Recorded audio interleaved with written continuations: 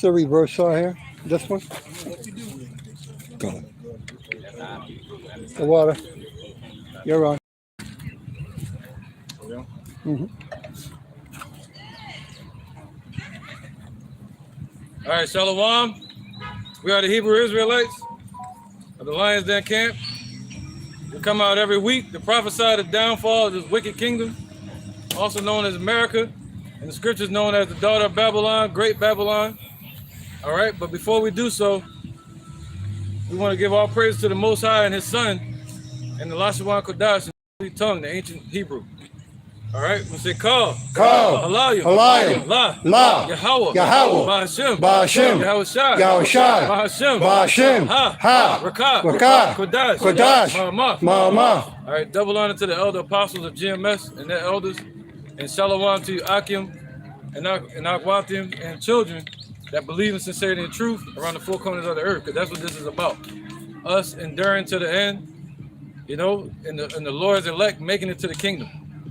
That's the goal, man, and giving the Most High His praise that He deserves, and giving honor to the King, Yahweh Shai, and tearing down these falsehoods and these false names that they've been pushed on our people, like Jesus, Jesus, you know, Allah, Islam, all right, Buddha, all right, or any other pagan deity that our people worship, being what? Hellenized, all right? Becoming strangers, becoming Gentiles. All right, so with that, we're gonna go with that in mind. We're gonna go into the scripture dealing with Isaiah chapter 14 today. I got this up. All right, go ahead, brother. All right, this is 2 Corinthians chapter 10, verse 3. For though we walk in the flesh, we do not war after the flesh. For the weapons of our warfare are not carnal, but mighty through Yahweh to the pulling down of strongholds, casting down imaginations and every high thing that exalted itself against the knowledge of Yahweh, and bringing into captivity every thought to the obedience of Yahweh Shai. Right, we're here to cast down the names Jebus. We're here to cast down all these false names. We're here to cast down any idolatry or demonic worship. You got people out here running around with horns on their head in the springtime? Yeah. In the middle of spring. Right? So it shows you the mindset that our people are in, man. All right, so they sleep. So with that in mind, I don't want to get to the topic, but that's our weapons, our warfare. We're sent here for a purpose to tear down all the lies that's been spewed on our people, calling us black, calling us African, when we're really God's chosen people, Israelites. All right, and the Caucasian race, they're the Edomites that the Bible speak of. Okay? So now let's get into it, man. Let's get Isaiah chapter 14 and 1. Isaiah chapter 14 and verse 1. Right, and this is around 711 BC. For the Lord will have mercy on Jacob and will yet choose Israel and set them in their own land. Right, so the Lord is going to have mercy on us, man. All right, and the Lord meaning who? Yahweh. He's going to have mercy on Jacob. Why? Because the Lord's judgment is going to be a judgment on the whole world. All right, somebody get that, the temptation, our temptation. Yep. And I was gonna say 2nd Ezra chapter 9, but I don't think I said it. Yep. Somebody got it? This is Revelation chapter 3 and verse 10. Because thou hast kept the word of my patience, I also will keep thee from the hour of temptation, which shall come upon all the world to try them that dwell upon the earth. See that? So the Lord is angry, man. The Lord is angry with the wicked every day. He has counted us all under sin. So that means we should be destroyed too. All right. So we should be humble and thankful that the Lord had grace upon us and promising mercy upon those He had grace upon, man, which is the hopeful elect. So the Lord said He will have mercy on Jacob. That's His goal. He will do it. All right. And He will yet choose Israel. That's what you just read, right, brother? So how is He going to choose Israel? Let's get some precepts on that. Look at Psalms 135 and 4. So out of all the nations the Lord created on this earth, the Lord is about to choose Israel. See, Esau want to be chosen. Moving in that spirit of Cain. But just like Vocab and them, they want to be chosen. But the Lord said, no, He's going to choose Israel. Go ahead. This is Psalms 135:4. For the Lord has chosen Jacob unto himself and Israel for his peculiar treasure. Oh, there you go. So that's his peculiar treasure. That's the tribe, the nation that the Lord is going to choose on this earth, man. To be close to him for himself. All right? You got something to say? This is Sirach, chapter 47, verse 22. It says, but the Lord Yahweh Bashem Yahushua will never leave off his mercy, neither shall any of his works perish, neither will he abolish the posterity of his elect, and the seed of him that loveth him he will not take away. Wherefore he gave a remnant unto Jacob, and out of him a root unto David. Right, so that's mercy, man. All right? That's the mercy that the Lord is talking about. That was promised from the time of Abraham to Isaac, to Jacob. All right? Somebody grab Isaiah 41:8. Go ahead. This is 1 Peter chapter 2, verse 10, which in time past were not a people, but now are now the people of Yahweh, which had not obtained mercy, but now have obtained mercy. There you go, man. All right, so now through Yahweh Shai, we've obtained to that mercy. All right? We're a people now, right? And by our own will, we couldn't do it. Keeping the laws, we couldn't do that perfectly. But through Yahweh Shai, we've obtained to that mercy. All right? Go ahead. Yeah, go ahead. This is Isaiah chapter 41, That was a good person. verse 8. It says, but thou, Israel, art my servant, Jacob, whom I have chosen, the seed of Abraham, my friend. Whoa, the seed of Abraham. Abraham was his friend. All right. But see, but you had these churches teaching what? The Lord gave. What's up, brother? Shalom. All right. You had these churches standing on John 3:16. You know, thinking that the Lord came to deliver the whole world. But no, the Lord is showing up to deliver the children of Israel. What's that? Peter, chapter 2, I think it is. 1 Peter 2:9. I think so. Yeah. Okay. This is the book of Zechariah, chapter 2, and verse 10. Sing and rejoice, O daughter of Zion, for lo, I come, and I will dwell in the midst of thee, saith the Lord. And many nations shall be joined to the Lord in that day, and shall be my people. And I will dwell in the midst of thee, and thou shalt know that the Lord of hosts hath sent me unto thee. And the Lord shall inherit Judah, his portion, in the Holy Land, and shall choose Jerusalem again. There you go. Be silent, O all flesh, before the Lord, for he is raised up out of his holy habitation. There you go. So be silent, all you other nations. The Lord is going to choose who? Israel. All right. Yep. Go ahead. All right, this is the book of Deuteronomy, chapter 7 and 6. It says, for thou art an holy people unto the Lord thy God. The Lord thy God, Yahweh Bahashim Yahushua, have chosen thee to be a special people unto himself, above all people that are upon the face of the earth.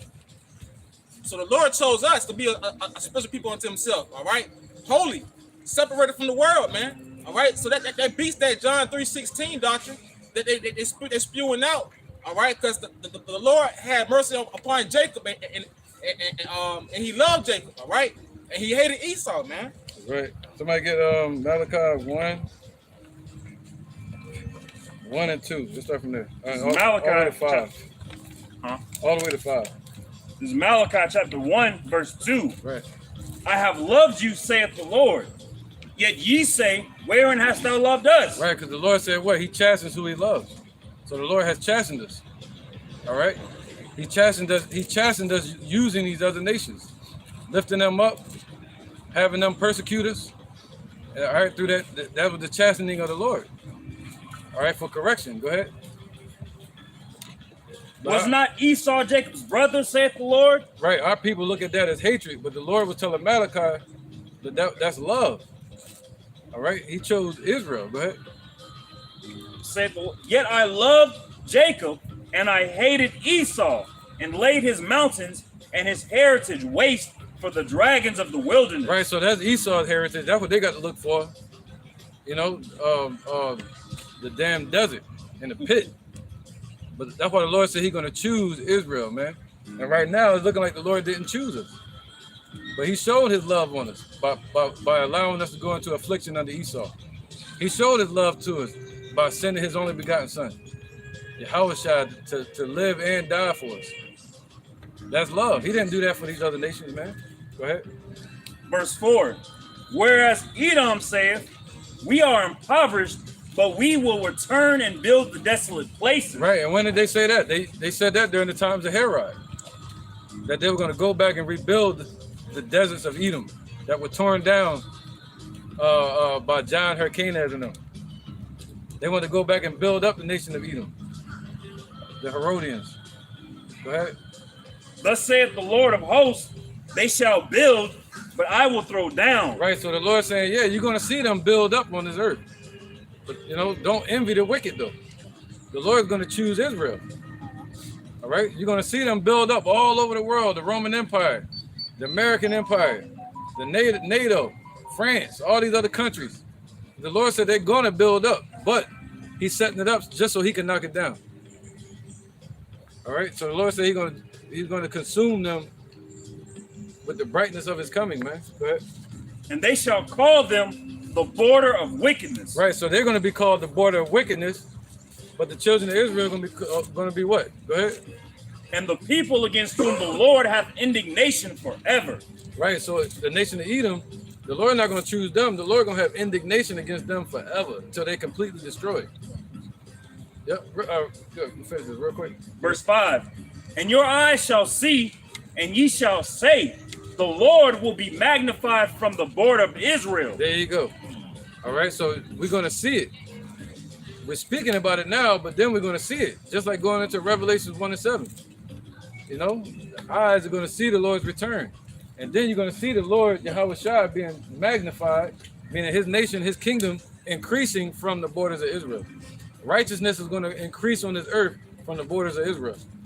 Not from no other nation, not Edom, not from America. All right, go ahead, brother.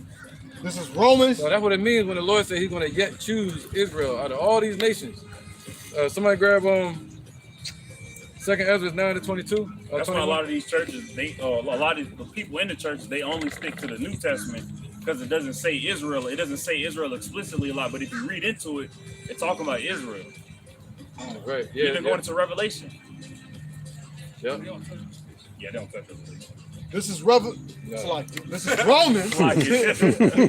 is Romans chapter 9, verse 13. It says, as it is written, Jacob have I loved, but Esau have I hated. So it's written up, Yahushua, that he loves Jacob and will yet choose Jacob, and he has hated Esau. So like he don't love these Edomites. He loved these Israelites, but right now, 2/3 of our people are in a hated state by the Heavenly Father. But there will be not a total end made to the children of Israel. But according to the scriptures, the Heavenly Father loves Jacob and he hates Esau. That's right. Yep. It's not the beginning of it, it's about the ending of a thing. And it's about the heritage. And the Lord said he laid their mountains waste. And from our mountains, Yahushua is going to be declared and grow from there. So that's what the Lord said. He's choosing to be with us. All right, let's get some more precepts. Yeah, good. And then 2nd Ezra 9 and 21. All right, this is Matthew chapter 15 and 24. But he answered and said, I am not sent, but unto the lost sheep of the house of Israel. Right, and who is that? That's not talking about all Israel. That's talking about the elect of Israel that was looking for the Lord according to prophecy. They were walking around as sheep having no shepherd. All right. They were looking for the Lord to show up according to prophecy, and they would believe in the teachings of John the Baptist. You know, so the Lord called them his lost sheep that he was sent to find. Not sent to find 2/3 of Israel. Nope. Go ahead, brother. Whoever got the next precept. This is Proverbs 13 and verse 24. Right. He wasn't sent to deal with any other nation. He was sent to deal with the elect of Israel. He that spareth his rod hateth his son, but he that loveth him chasteneth him betimes. That's right. So the Lord showed his love. You know, if you hate your son, you're going to let them run wild so they can be destroyed. But the Lord said what? He was going to chasten us and correct us the same way you would do a tree. And you trim the hedges, you know, so it doesn't grow too big. You know, you keep it to a certain size, man, so it can grow better.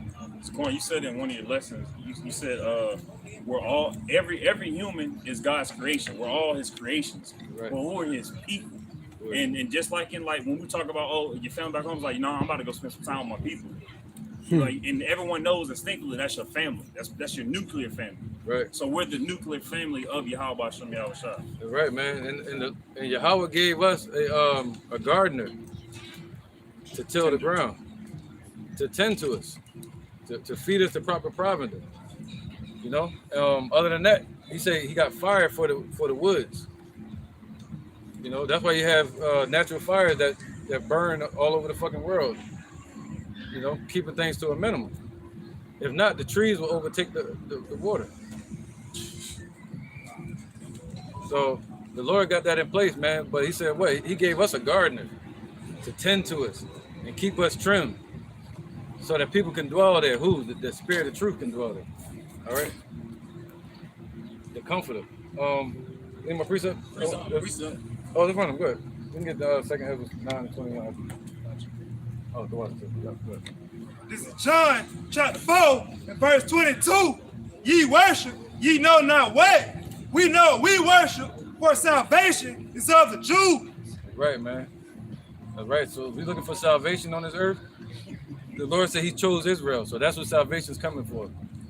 All right, for the nation of Israel. All right. So you want to speak on it? God. Anybody who's of these heathen nations falling behind these worldly doctrines, they don't know what they're talking about. And that's Yahweh Shah speaking right here. Ye worship, you know not what. If you out here hailing Zeus, banging your head against the cobblestone, or whatever the case may be, you don't know what you out here doing. And the Lord blinded you to Him, and that's why you participating in all this worldly folly. And you know what I'm saying? The Lord got indignation waiting on you, because you know what I'm saying? Like, even our people, they have a zeal of God, just not according to knowledge. They don't know what they're worshiping, because they don't have that eyes to see, ears to hear. They didn't take that spiritual circumcision, so they still of this world, and they're going to get that judgment that the Lord has coming to this world. That's right. All right. All right, it's the book of Psalms, chapter 147, verse 19. It says, He showeth His word unto Jacob, His statutes and His judgments unto Israel. Oh, yeah. Yeah.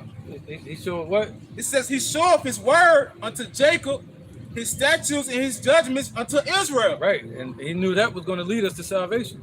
That's why He showed it to us, you know? All right. Go ahead. He showed us the way to the tree of life. It says, He have not dealt so with any nation, right? And for His judgments, they have not known them. Praise ye the Lord. Yeah, so just like Apostle Hart always say, he's not dealing with these other nations. The Spirit got to be dealing with you. And the Spirit right now is dealing with the children of Israel, but specifically is dealing with the elect of Israel. All right, so they can be saved. And by saving the elect, the Lord is saving all Israel to bring them back through these, through the first fruits that bear the seeds and then grow more fruit. But not apples going to grow oranges. Apple's going to grow more apple trees. Not heathenistic trees, you know, from heathendom, the world of the heathen. This is Jeremiah chapter 2. So it's all about Israel. In verse 19, thy own wickedness shall correct thee, and thy backslidings shall reprove thee. Right. Know therefore and see that it is an evil thing and bitter that thou hast forsaken the Lord thy power, Yahweh Ba'ashem Yahweh Shai, and that my fear is not in thee, saith the Lord Yahweh of hosts. Right. Any point you want to make on it? Just like the elder and the brothers is saying, man, we were chastised ultimately for our hardships and the curses that we are put up under to correct us, for us to ultimately be vexed, be heavy laden, to return back to the Heavenly Father. Right. That's right. Yeah, he put a boundary around it. God. Only elect is gonna have the mindset to do that. Yeah, that's like that shot collar. That was the laws, you know. And now the Lord gave us the Spirit of truth as a shot collar to keep it from going outside the boundaries, man. And He said when our people knew the Lord, they didn't glorify Him as the Lord. See that? Instead, they made Him like unto abominable creatures and animals. So because of that, we were chastened, man. All right? And through that chastening, the Lord is showing us love and perfecting us and making us better. All right? That's the Lord choosing Israel. And then the brother got a question too. Go ahead. Oh, it's not. All right. This is the book of 2nd Ezra, chapter 6. Uh, Verse. To my Jacob and Esau. Esau, the end of the Spittle, world. like unto spittle, Oh. given to their hands. All right, verse 56. As for the other people which also come of Adam, thou hast said that they are nothing, but be like unto spittle, and hast likened the abundance of them unto a drop that falleth from a vessel. And now, O Lord, behold, these heathen, which have ever been reputed as nothing, have begun to be lords over us and to devour us. But we thy people, whom thou hast called thy firstborn, thy only begotten, and thy fervent lover, are given into their hands. Right. So that's the same thing the Lord was saying to Malachi. So they had a misunderstanding. They was like, why? Ezra was wondering, why was our people in this condition? Malachi was wondering the same thing, and Jonah. Why was our people in this condition? All right. And the Lord was saying, no, I'm going to yet choose Israel. You're going to see them build up. You're going to see them become rich. You're going to see Caesar have his money. You're going to see them persecuting our people, depopulation, getting to their new world order, almost to the point where they're about to fill their belly. And the Lord is going to destroy them. He's going to choose Israel. We're going to see that. And all the things that they're building up is going to be those memorials that they're building up is going to be a witness against them when the Lord shows up. Right. Red-handed. Red-handed, literally. One more verse. Go ahead. If the world now be made for our sakes, why do we not possess an inheritance with the world? How long shall this endure? There you go. And that's the question. But we know the answer. You know, it's going to endure until what? The mystery of iniquity be moved out of the way. You see that? We can't do nothing until then. The only thing we can do is fight the good fight of faith. We can stand up this way and fight spiritually. All right. I've been reading Ezekiel. Okay. And I'm trying to get some understanding. But you talking about chastisement. Yeah. And I see like in 11, 12, 10, how the Lord sent his wrath upon Israel. Mm-hmm. And I was trying to get an understanding of like the timeline, and also deeper in Ezekiel, it goes in the building of a temple. So I was trying to get some understanding, timeline and some understanding on, when it happened, and like a breakdown. Trying to figure out what Ezekiel is about. Yeah, that'd be like I'll do that one at the house. Okay. That way I can just go into it. Okay. That'd be like the whole timeline with Ezekiel and all that. Yeah. I got you. But right now we're kind of going into Isaiah. Okay. Isaiah 14 right now. Okay.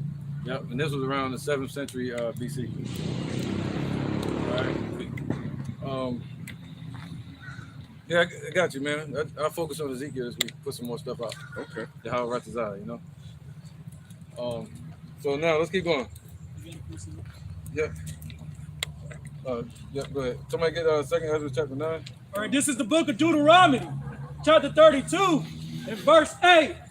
When the Most High divided to the nations their inheritance, when he separated the sons of Adam, he set the bounds of the people according to the number of the children of Israel. For the Lord's portion is his people. Jacob is the lot of his inheritance. And there it goes again, man. Just backing up the elder in the Arkim. Yahweh Ba'ashem Yahushua separated all the people from Adam. And a lot of his inheritance is Israel, the so-called Negroes, Latinos, and Native Americans, man. Also the spectral bird, meaning the ones that look like these other nations, but go back to the seed line of Abraham, Isaac, and Jacob. The children of the promise. This is Sirach, chapter 17, verse 17, just to back up what the brother Mazan brought out. It says, for in the divisions of the nations of the whole earth, he set a ruler over every people. But Israel is the Lord's portion, whom being his firstborn, he nourishes with discipline, and giving him the light of his love, doth not forsake him. So just as the brother Mazan was saying, when the Lord divided the nations, over every nation, he set up a ruler. He gave them something to bow down to and to worship. But when it came down to the children of Israel, we're the Lord's portion. We belong to Yahweh B'Hashem Yahushua. We're the ones that get disciplined when we don't do what's right, according to Yahweh B'Hashem Yahushua, as any loving father would do to his child. Correct his child when their child goes off. And he does not forsake them. So he's not going to forsake our people. He's not going to forsake us. All right, somebody grab that second Ezra. This is second Ezra, chapter 9. Yeah, just so I can get it off my mind, man. Ezekiel was around like 592 BC. Okay. Around 592 BC, when that was right before the invasion from the Babylonians, taking us down to 586. This ain't on my mind while I'm trying to focus on this. All right. But 592. This is second Ezra, chapter 9, verse 20. Okay. So I considered the world, and behold, there was perils because of the devices that were come into it. And I saw and spared it greatly, and have kept me a grape of the cluster and a plant of the great people. Right, see that? So out of all the nations that the Lord created on this earth, you have more communication, and the more people communicated, the more their imaginations grew, and the more their wicked plans grew. So there was a lot of what on the earth? It said, verse 20. So I considered the world, and behold, there was perils. There were perils. Because of the what? Because of the devices that would come into it. See, and devices goes into imagination. All right, so because of the thoughts of man, and before the Lord put men on the earth, it was nothing but quietness on the earth, man. But when he put man on the earth, like damn robots, they start communicating, coming up with ideas to build shit. Precept. Right? Keep going, brother. All right. Verse 22. Let the multitude perish then, which was born in vain, and let my grape be kept and my plant, for with great labor have I made it perfect. See that? So the Lord chose one grape of the cluster, man. So the Lord chose the nation of Israel, and out of that, he chose one plant, to deal with. And that grape that he chose is the elect of Israel. All right, so yep, that goes into the Lord saying he's going to yet choose Israel. That's what we're focusing on right now. People have it ingrained in their mind so much that the Lord loves everybody, because they feel like if you create something, why would you create something that you don't love? And they try to think about it from a carnal point of view, rather than the spiritual, rather than a author. He created this to do what he wants. That's really plain and simple. Made some to honor and some to dishonor. And then, like you said, why did he make all these other nations? You can't be the top dog if you the only dog in the yard. You gotta have somebody up under you to be holy and separate. You can't be separate. You the only person in the yard. You just all alone. So that's what makes us stand out. These other nations. You have to have light and darkness to have light. So you know what I'm saying? That would be a false balance if everybody was out here. You know what I'm saying? That's an abomination to the Lord. He wasn't no light if there wasn't no dark. Gone. I get you. That was a good point. This is Sirach 32 and 10. All men are from the ground, and Adam was created of the earth. In much knowledge the Lord hath divided them and made their ways diverse. Some of them have he blessed and exalted, and some of them have he sanctified and set near himself. But some of them, set near himself. Like, and some of them have he cursed. To set near himself means to be able to have access to the altar. That was the children of Israel. That's the only one that had access to the altar. And to go into the Holy of Holies, have a high priest that was praying for us. That means to set near himself. It says, and some of them have he cursed and brought low and turned out of the way, out of their place. As the clay is in the potter's hand to fashion it as his pleasure, so man is in the hand of him that made him to render them as liking him best. Good is set against evil, life against death, so is the godly against the sinner, and the sinner against the godly. And so basically, it is what it is. Like the word God comes from the Greek word theos, which that's what you get the word theater from. And this is basically his theater. So he wrote the script, right? That's him giving the word, and everything came to conform to his word, and all we have to do, the only thing we can do is live it out the way he called it out. Like, who can resist his will? So he made them to be wicked. He made these other nations to be diverse, but he made Israel to be close to himself. All right. Yep. So the Lord can choose us in the end. That's the goal. This It's the book of 2 Thessalonians, chapter 2, and verse 7. For the mystery of iniquity doth already work. Only he who now letteth will let until he be taken out of the way. And then shall that wicked be revealed, whom the Lord shall consume with the spirit of his mouth, and shall destroy with the brightness of his coming, even him whose coming is after the working of Satan, with all power and signs and lying wonders, and with all deceivableness of unrighteousness in them that perish, because they receive not the love of the truth, that they might be saved. So the mystery of iniquity is working to a point where it's a lot of confusion out here, to where the people can't see the truth. Again, the Lord put the world in their hearts, those of the world and those of 2/3. Right. So the mystery of iniquity is working only until the Lord take him out of the way. We're showing you that the Lord is what? In full control. He the one who raiseth up and bringeth down, and he raiseth up the basis of the men, right? And chooseth your delusions. Mm-hmm. You know, so he's in full control, and that's why we give all our honor unto the Heavenly Father. So we won't have no confusion in the midst. I see the trump card. I've set my trump card. Yep. Go ahead, Ricardo. This is the book of Isaiah, chapter 5. I start at 1. Going back to those grapes. Now will I sing to my well-beloved a song of my well-beloved, touching his vineyard. My well-beloved hath a vineyard in a very fruitful hill, and he fenced it and gathered out stones thereof, and planted it with the choicest vine, and built the tower in the midst of it, and also made a winepress therein, and he that looked on it should bring forth grapes, and they brought forth wild grapes. And now, O inhabitants of Jerusalem and men of Judah, judge, I pray you, betwixt me and my vineyard.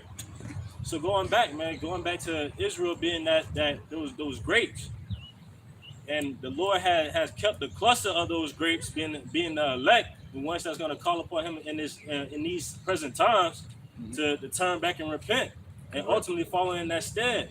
You know, who you were in your previous life, following the Lord, you're going to follow the Lord now. And we're rehearsing the righteous acts that the Lord have us to be in these times. Right. And he said, what? Judge between him and his vineyard. If we would have judged between him and his vineyard, go to Romans 3:3, somebody. Yep. You know? And that's right. Romans 3:3. Yep, judging between him and his vineyard. Who's been faithful? The Lord has been faithful, man. And there's many scriptures that prove that. Go ahead, brother. Romans 3:3. It says, for what if something not believed? Right. Shall their unbelief make the faith of Yahweh without effect? See, just because a person doesn't believe, that doesn't mean that the Lord's not going to keep his faith, keep his word to us. All right. Even though people don't believe, the Lord's still going to be faithful to us. So you judging between his vineyard and him, who's more faithful? Go ahead. It says, Yahweh forbid.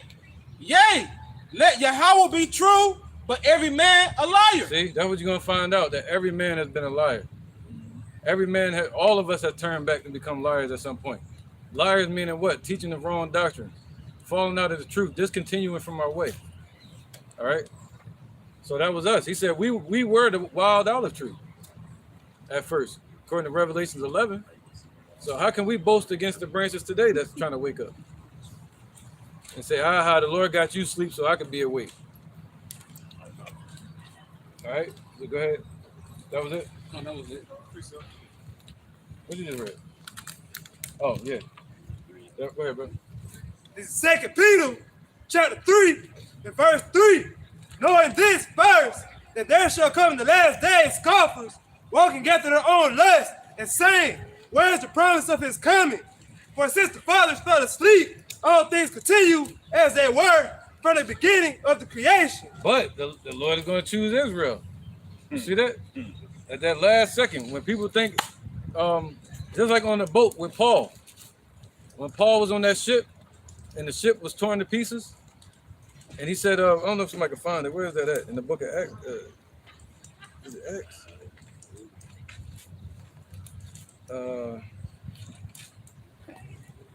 Man, when the ship fell apart. Little thing. Let me see. Yeah, go ahead. I'm gonna find this real quick. Verse 5.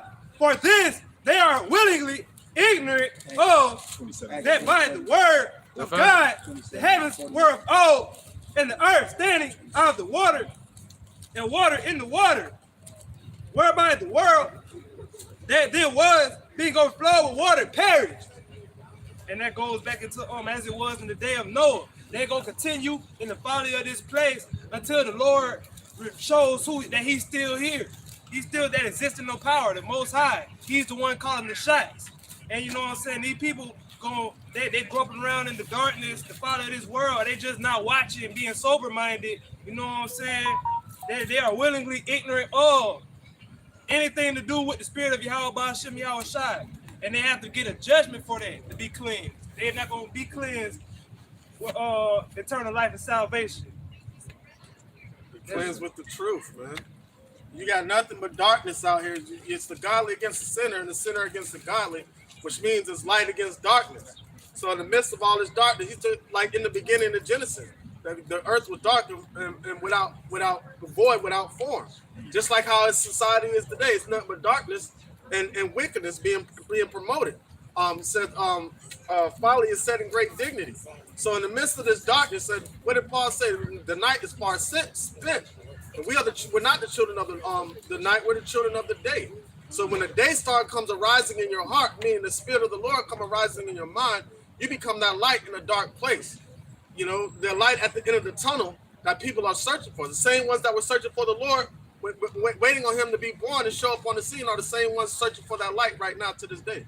Right. People love to say everything isn't black and white. There's always a side of thing that you have to understand that's in the middle. It's like, no, that whatever that is in the middle, that's lukewarm, and you'll be spewed out of the Lord's mouth. It's always hot, cold, up, down, black and white, light, darkness. It's one or the other, good, bad, wickedness and righteousness. That's all there is. When you boil everything down, No, you good. When you condense everything down to its lowest basis form, it's wickedness and dark. It's wickedness and light, righteousness. Yeah, that's your yay be nay, yay, and your nay be nay. That's all there is. Like a seesaw, man. Come on. If you have whatever side the seesaw is on, right? If the heavier side is going to teeter to that side, but there is a point in the middle that creates balance. But that balance is having a darkness and a light, and understanding the difference between the two. That's the balance, and that's what the Lord is showing by Him showing up in the middle of darkness, man. That light is what shows us the balance, so you're able to see. But what Esau wants, he wants to be everybody to be in his state of mind from the beginning, like the serpent. The serpent was always going to eat up the dust of the ground and crawl around on his belly, meaning he was always going to be a state of confusion. Right now, he looks like he's a top dog on the earth because the author of the confusion has a whole world confused. So therefore, you're going to look like the smartest thing ever. Just going back to what, Daniel 28, Ezekiel 28, you are wiser than Daniel, right? Through that wisdom of confusion, right? Worldly wisdom is confusion, and the Lord is confounding worldly wisdom with the light. Right, yeah, and they think gain is godliness. This is the book of Sirach, chapter 11 and verse 5. Many kings have sit down upon the ground, and one that was never thought of have worn the crown. You know, backing up the statement that the brother Kanak made, you know, all these kings had set themselves up and exalted themselves. Ultimately, it was Yahweh Shem Yahshua that set them up. You see what I'm saying? But they exalt themselves. You see what I'm saying? But one that was never thought of going to wear the crown, being the Israelites going to rule the earth forever. It's all said and done with. Right, and the Lord also said the triumphing of the wicked is short. You know? Matter of fact, can somebody get Acts 17 and 28 and 27 and 18, and then Acts 27 and 18. Yeah, Isaiah 41 again, and start from 8. Start from 9 on there. This is the book of Acts, chapter 27, verse 18. Right, so we got to be in this mindset like Paul was, knowing that the Lord could save us at the last second. And we being exceedingly tossed with a tempest, the next day they lightened the ship. Right. So imagine being out in the ocean or in the water and a hurricane show up, a tempest, right? So that's how bad it's going to be out here when all hell is breaking loose. The Lord said you have to be stoic, you know, being stern and trusting in the Lord, unmovable. Same way Hananiah, Mishael, and Azariah was in the oven of the Babylonians. Go ahead, brother. And the third day we cast out with our own hands the tackling of the ship. And when neither sun nor stars in many days appeared, and no small tempest lay on us, all hope that we should be saved was then taken away. See that? So that's what's going to happen with 2/3 out here. They're going to lose all hope. But we read the book of Ephesians, the Lord said we got hope. He didn't give us a spirit of fear, but the spirit of what? Hope. All right? So when all hell break loose and they lose the money and they lose their power right now, which is what? The pursuit of happiness. You know, that pursuit slowing down now. Yeah, freedom to do as thou wilt. The mirth of the land is going to be gone. Right. The Lord said their pomp is going to be brought down, meaning everything that they're magnifying and they're boasting about, all their riches and wealth, all this show that they're putting on is going to be brought down to the grave. And what is that? That's hope deferred. And hope deferred is abomination to Yahweh by Shem Yahushua. So everything that they're hoping in is an abomination. He's going to show them that, man. Their hope is going to be their destruction. Yep. Laugh now, cry later. This verse 21. But after long abstinence, Paul stood forth in the midst of them and said, Sirs, ye shall have hearkened unto me. Right. So he goes, sir, you should have listened to us. That's what Paul said. Yo, y'all should have came and got the men of the Lord first. Go ahead. And now have loosed from Crete, and to have gained this harm and loss. Right. They should have kept going the direction they was going, but they turned away and they started dumping stuff off the boat. Go ahead. And now I exhort you to be one of good cheer, for there shall be no loss of any man's life among you, but of the ship. But the ship. You're gonna lose everything in the society. But the Lord said, what? Cut off your right hand, meaning cut off the people in this world. You know, so you'd rather do that than go into the kingdom maimed, meaning have taken loss. Hey, come on, remember Lot's wife. Remember Lot's wife. That's right. Don't look back. That's beautiful. I'd rather lose the ship than lose my life. That's right. You know, some people like, yeah, all right. I'm going with the ship. Some people like, the whole ship? Can I get a little piece of driftwood? Right. My insurance policy gonna kick in. So that's what I'm saying. That shows how the Lord going to choose us at that last minute. You know, that's why he say coming as a thief in the night. And no man knows the hour, man. But we're supposed to watch. We're supposed to look for it. And, you know, and pray that we're of the chosen. He said, then shall it be known who my chosen are. And that's one of the main reasons why the Lord wanted us to have nothing from this place, man. Let patience have its purpose word, so you may be entire, wanting nothing. So imagine what's going to happen. Like, we're used to not having anything in this society. Well, imagine what's going to happen when the whole society, when this society is gone and done away with. This system is crashed, and their hope was in this system, and now they don't have anything. But then we're gonna be magnifying the Lord in that day, Right. like as we're doing right now. Yeah, they're gonna suffer more loss. They're gonna be killing each other, eating their children. Ooh. You know what? You see what they just did recently. Look how much loss they're doing now, dealing with now, like Jamie Foxx, DMX. They suffering more loss by trusting in Egypt. These people that don't have the understanding of the spirit of Yahweh Bashem Yahushua, they think that them losing the ship is them losing. They think that the ship was them. Right, America. Yeah, they believe in this system so much that once the system collapses, they've collapsed. Yep. That's why the Lord said, come out of her, my people. He's talking about mentally. Get your mind out of this place, because when this place falls, their mind is going to fail with it. Right. And there's a saying that says, don't put all your eggs in one basket. You should put all your eggs in one basket, but you should know what basket to put it in. We put all our faith in Yahweh Bashem Yahushua. So you got some of them, they leaning towards the church in Jebus, and then they leaning towards their 401k. They don't have a perfect balance because they're stretched thin between every form of hope that they can imagine, right? And so once all their hope starts being canceled out, so is their mind going to go right along with it. Yeah, they trust in their guns. You know, you see somebody got a gun like Rambo. We can't shoot all of them at the same time, man. I'm just being real. So, man, I add just a remark as far as Quan was saying, people trusting their guns. I seen a post on Facebook where it was a panic room, and the type of guns that were in there, I immediately knew, okay, yeah, that's an Edomite. But this dude had a whole panic room with a vault door, and he had literal just rows and rows and rows of guns. And I'm like, well, what is that going to do when all hell break loose? Yeah, you might be able to use one or two of them against a crowd of people or whatever, but just imagine when those missiles come. Just imagine when Yahweh Shai show up. What are those guns going to do? What are those guns, those swords, those modern day swords going to do when the Lord sends the weapons of his indignation over here? You can shoot missiles out. When Esau sends a radioactive 5G gangster through there and put him up out the building, so where his mind can't even function because he in a microwave. Esau got higher weapons than just a modern day sword, man. Yep.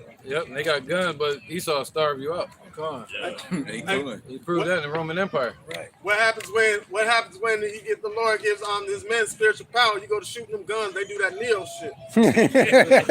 And also having trusting in the gun, the modern day weapon, it will cause somebody to commit murder in a time of fear.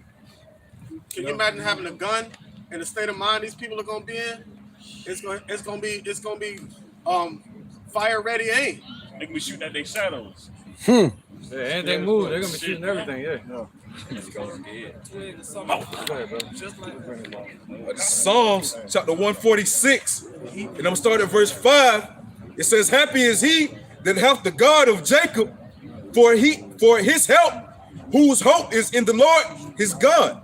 All right, hey, just like the brothers were speaking on, man. Hey, when this society collapse, hey, 2/3 of our people, these heathen, they're not gonna know what to do, man. They're gonna run around with that like a chicken with their head cut off. All right, that's why knowledge and wisdom shall be the stability of our time, man. The knowledge and wisdom of the Lord Yahweh B'Shem Yahushua, not the knowledge and wisdom of this world, man. All right. So also that's why the Lord Yahweh B'Shem Yahushua say, "Take heed while he may be found. Seek the Lord while he is near," man.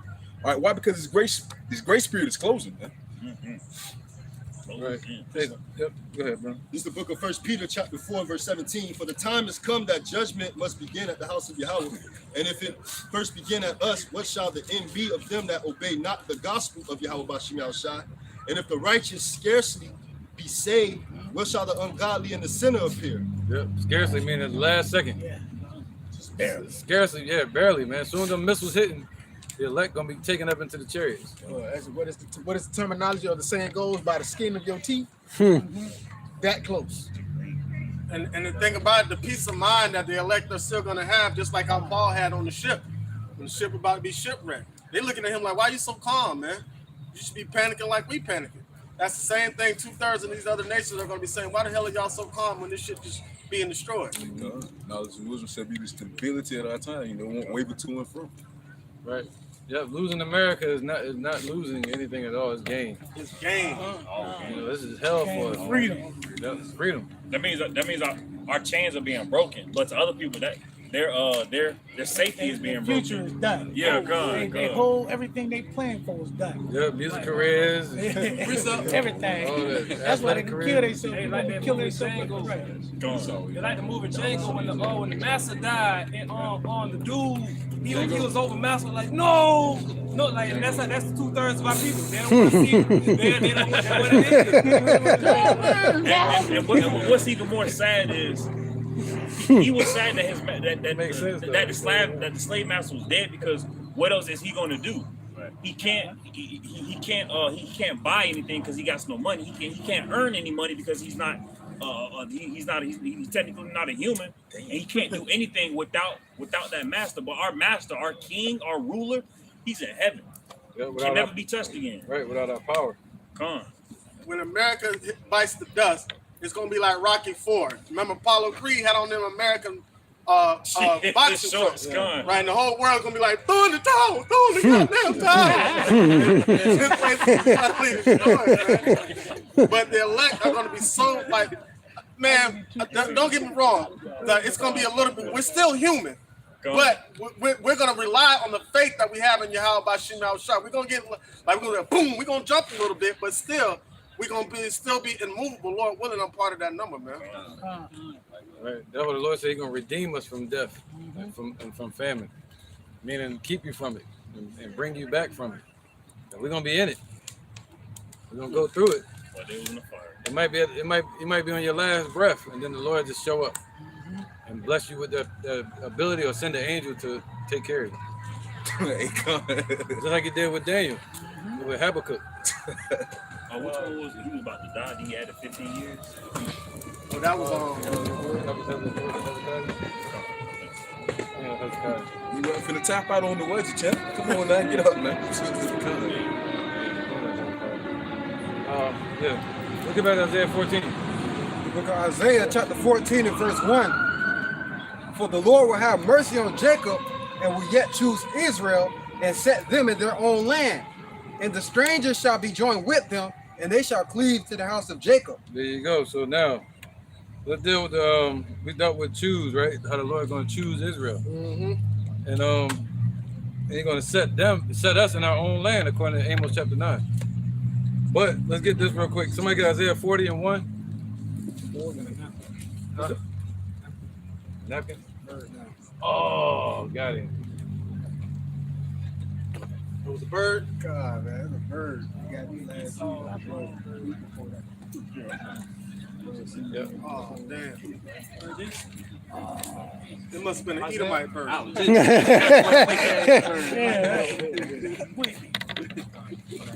40 and 1. This is the book of Isaiah, chapter 40 and verse 1. Right, all the way to 5. God. Comfort ye my people, saith your God. Speak ye comfortably to Jerusalem and cry unto her. Right, so cry unto our people and speak comfortably to them. What is that? Speaking the spirit of truth. That's the comforter, right? Somebody get that? Is the comforter the spirit, the truth? Right? Go ahead. So he said speak. Our job is to go out and speak the comfort to our people and tell them, the Lord is going to choose Israel, man. You know, Yerushalayim, find the city of peace. Verse somebody got it? Yeah, I'm trying to find it. All right, this is John, My bad, bro. chapter 14, verse 16. It says, 14. And if you ask anything in my name, I will do it. If you love me, keep my commandments, and I will pray the Father, and he shall give you another comforter, that he may abide with you forever. Even the spirit of truth, whom the world could not receive, because it seeth him not, neither knoweth him, but ye know him, for he dwelleth within you, and he shall be in you. It's blinking it. So basically, that's the spirit of truth, the spirit of discernment, of understanding the word of Yahweh Shai that's going to dwell in us, and that's what's going to keep us comforted. That's why it says, comfort ye one another with these words, man. And the discernment of the Holy Spirit that's within you is going to give you ultimate discernment of what these words, of the context of these words and what it really means. And that's what's comforting to us. That's right. Yeah, it's comforting. It's comforting knowing that the Lord is going to choose Israel. You know, that's the comfort. Oh, you needed something out? One more verse. One more verse. Yeah. Go ahead, bro. It says 18. It says verse 18. I will not leave you comfortless. I will come to you. God. How is the Lord going to come to these people? Through us, through the men of the Lord. And we're going to be speaking comfort to our people, breathing on our people. The same way the Lord breathed on his disciples. That same breath is being passed from us to the people that listen today. Injection. Yep. This is the book of St. John. This is the book of St. John, chapter 16 and verse 7. Because even St. John, all right, John the Baptist, he put himself aside and basically inaugurated Yahweh Shai from the physical baptism to the spiritual baptism. This John 16 and 7, nevertheless, I tell you the truth, it is expedient for you that I go away. For if I go not away, the Comforter will not come unto you. But if I depart, I will send him unto you. And when he is come, he will reprove the world of sin and of righteousness and of judgment. And that comforter, like Yahweh Shai was the comforter when he was on the scene. So when he was crucified, right? We smite the sheep and smite the shepherd, and the sheep shall scatter, right? So now, us being scattered throughout the four corners of the earth, the Father sent that spirit of Yahushua to be placed upon his elect. The same spirit that was hovering over him as a dove after he was baptized by John the Baptist is the same spirit that's going to be within us, comforting the elect of Israel, man. That was Yahushua basically speaking on. That was Yahushua. Done. Yep. The spirit that was over him, that was the tongue. Done. Yep. But the spirit of truth is something different. The spirit of truth is just that. It's the spirit of truth. Done. That's right. I got precepts. Yeah, you got something. Oh no, you still reading. Isaiah 14. Yeah, let's get these real quick. Whoever got one. Go ahead, bro. This is Matthew 22:9. Go ye there unto the highways, and as many as ye shall find, bid to the marriage. And that's what we do. We bid our people to the marriage. We give them, we spread the good news. You know what I'm saying? Call our people back into repentance. So-called Negroes, Latinos, and Native Americans. We call them back into repentance. Call them back to our power. Right.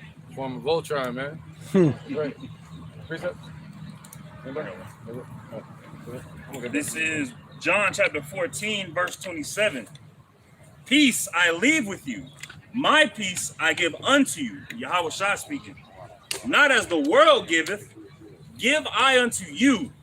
Let not your heart be troubled, neither let it be afraid. So we're not getting peace from this world like a carnal fleshly peace. Like we go home, get off work, and we just watching TV, just letting our mind be corrupted by those messages that they put on TV and shit like that.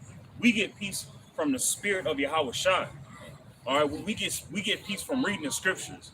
All right, we get peace from knowing that there's other Akim and Aquatim and children that's believing on the name of Yahweh Bahashem Yahushua. That's our peace. We want a spiritual peace.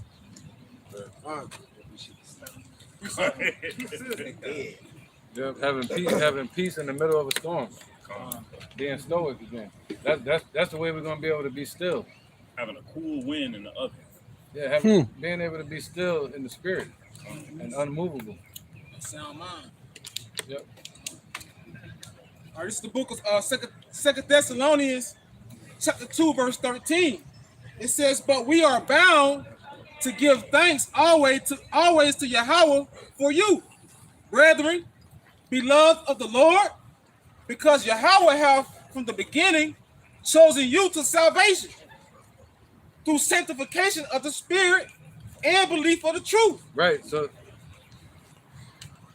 somebody that being sanctified in the belief of the truth, they're the ones that were chosen from the beginning.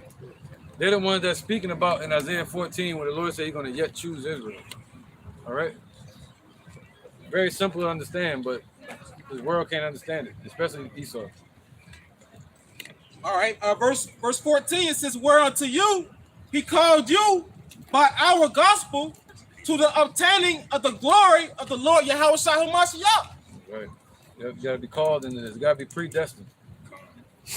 He's not just out of nowhere deciding I'm going to choose these people. This was set up for that to happen. All right, predestined. All right, go ahead, bro. You got something up? No, you want to get back to it? Let's get back to it. Your time. All right, cool. Somebody got Isaiah 14? Isaiah 14. Okay, whoever want to hit it. Isaiah 14. Isaiah 14. Isaiah 14 in chapter 2. I mean, this is the book of Isaiah, chapter 14. Isaiah 40. Yeah, I look up on verse 2. Okay. Let's get that. It's back in Isaiah chapter 40 and verse 2. Speak ye comfortably to Jerusalem and cry unto her that her warfare is accomplished, right? That her iniquity is pardoned, for she have received the Lord's hand double for all her sins. See that? This is our warfare. Our warfare meaning what? The Lord said, now we got peace, man. Our warfare is us being put in captivity. Our punishment is accomplished. All right. And now the Lord is ready to deal with us. And now we're in a time where the Lord is going to choose Israel, choose the elect. All right. Go ahead. Verse 3. The voice of him that crieth in the wilderness, prepare ye the way of the Lord, make straight in the desert a highway for our God. Yeah, that's talking about John, just like the brother Nathaniel was talking about. That's John the Baptist. So that was prophesied in the book of Malachi for the Lord to send John. All right. Also, who you call Elijah, to make way for the Lord, Yahushua. All right, before the great and dreadful day. Go ahead, brother. Every valley shall be exalted, and every mountain and hill shall be made low, and the crooked shall be made straight, and the rough places plain. There you go, man. Yep. All right. So that was it. Verse 5. Verse 5 right here. Oh, that, okay. And the glory of the Lord shall be revealed, and all flesh shall see it together, for the mouth of the Lord hath spoken. There you go, man. All flesh shall see it together. All right. See what? The deliverance of Israel, according to Wisdom of Solomon, chapter 5. You know, all flesh shall see it together, meaning the elect and also the wicked gonna see it. They're gonna be here on the day of judgment. According to Revelations 1 and 7. All eyes shall see him. What you got? Reset. No, not yet. The water too. Amos 9 and 8. Go ahead, Doc. Reset. This is book of Isaiah 49 and 5 and 6. So you holding on? What you holding? I'm holding Isaiah chapter 14. That's what you holding? Okay. Yeah, we're gonna get back to that in a second. That's like the scripture. And now say the Lord that formed me from the womb to be his servant, to bring Jacob again to him. Thou Israel be not gathered. Yet should I be glorious in the eye of the Lord, Yahweh Hashem Yahushai, should be my strength. And he say, it is a light thing that thou shouldest be my servant, to raise up the tribe of Jacob and to restore the preserved of Israel. I will also give thee for a light to the Gentile, that thou mayest be my salvation into the end of the earth. That's right. Yep. So we became a light to the rest of the Gentiles. That goes again with Isaiah chapter 14. All right. First the Lord lights your candle, and then you put that candle out in the open so that you have light in the house. And then the rest of the elect can see that light. All right. And then we're going to be a light to the rest of these nations.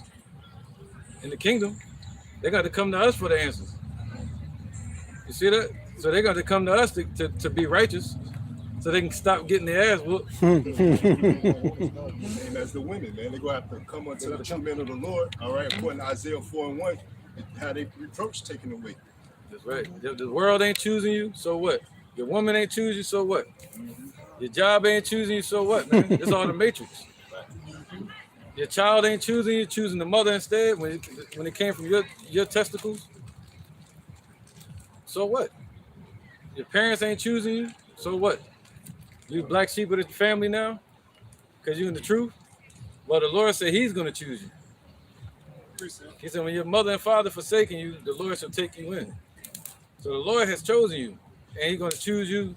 When he comes to give his destruction, he's going to mark you with the mark of exemption, thus choosing you again to be delivered, to take you into his stall so he can personally take care of you. Yep, go ahead. Somebody said precept. Yeah. John chapter 15, verse 18. If the world hates you, know that it hated me before it hated you. If ye were of the world would love its own. But because ye are not of the world, but I have chosen you out of the world, therefore the world hateth you. Well, come on. He chose you out of the world. Look at that choosing again. All right, he chose you out of the world. He didn't choose the whole world, man. The Lord ain't dealing with these other nations. All right? Out of all the sands of the sea, the Lord chose you, the one grain of sand. Ain't that something, man? You know, so you should feel important. But with that comes responsibility. With that comes humility and humbleness. It should bring you to the Father's feet to worship him. You got something else? Yeah, I think so. Remember the word that I said unto you. The servant is not greater than his Lord. If they have persecuted me, they will also persecute you.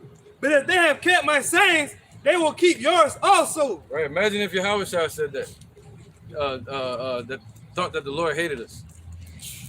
No, Yahushua was on the cross. He said, Alayah, Alayah, why hast thou forsaken me?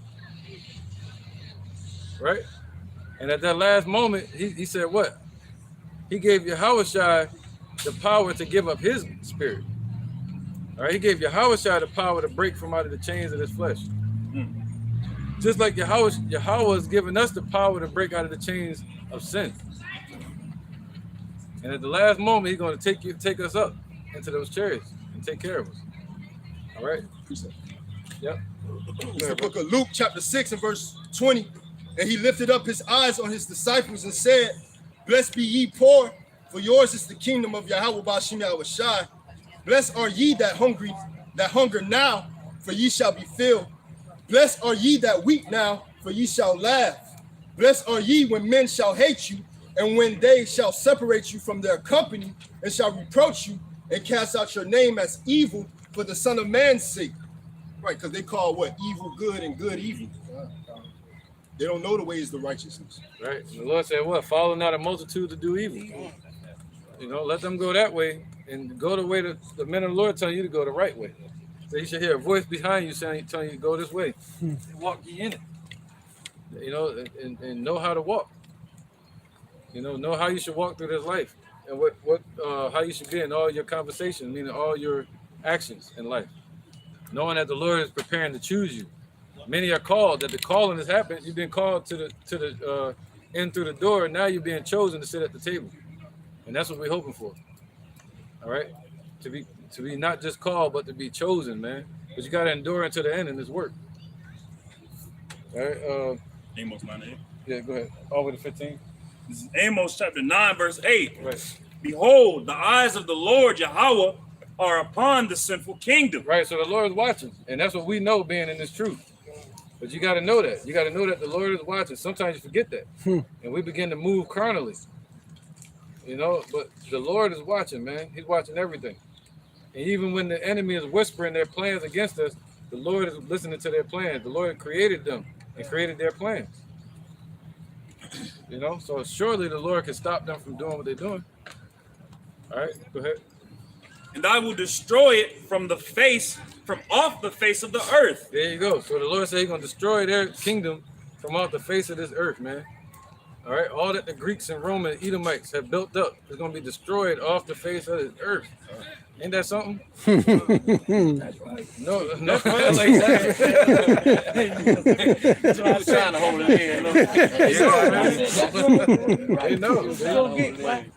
in. See, they know, man. They know something ain't right. Feel it.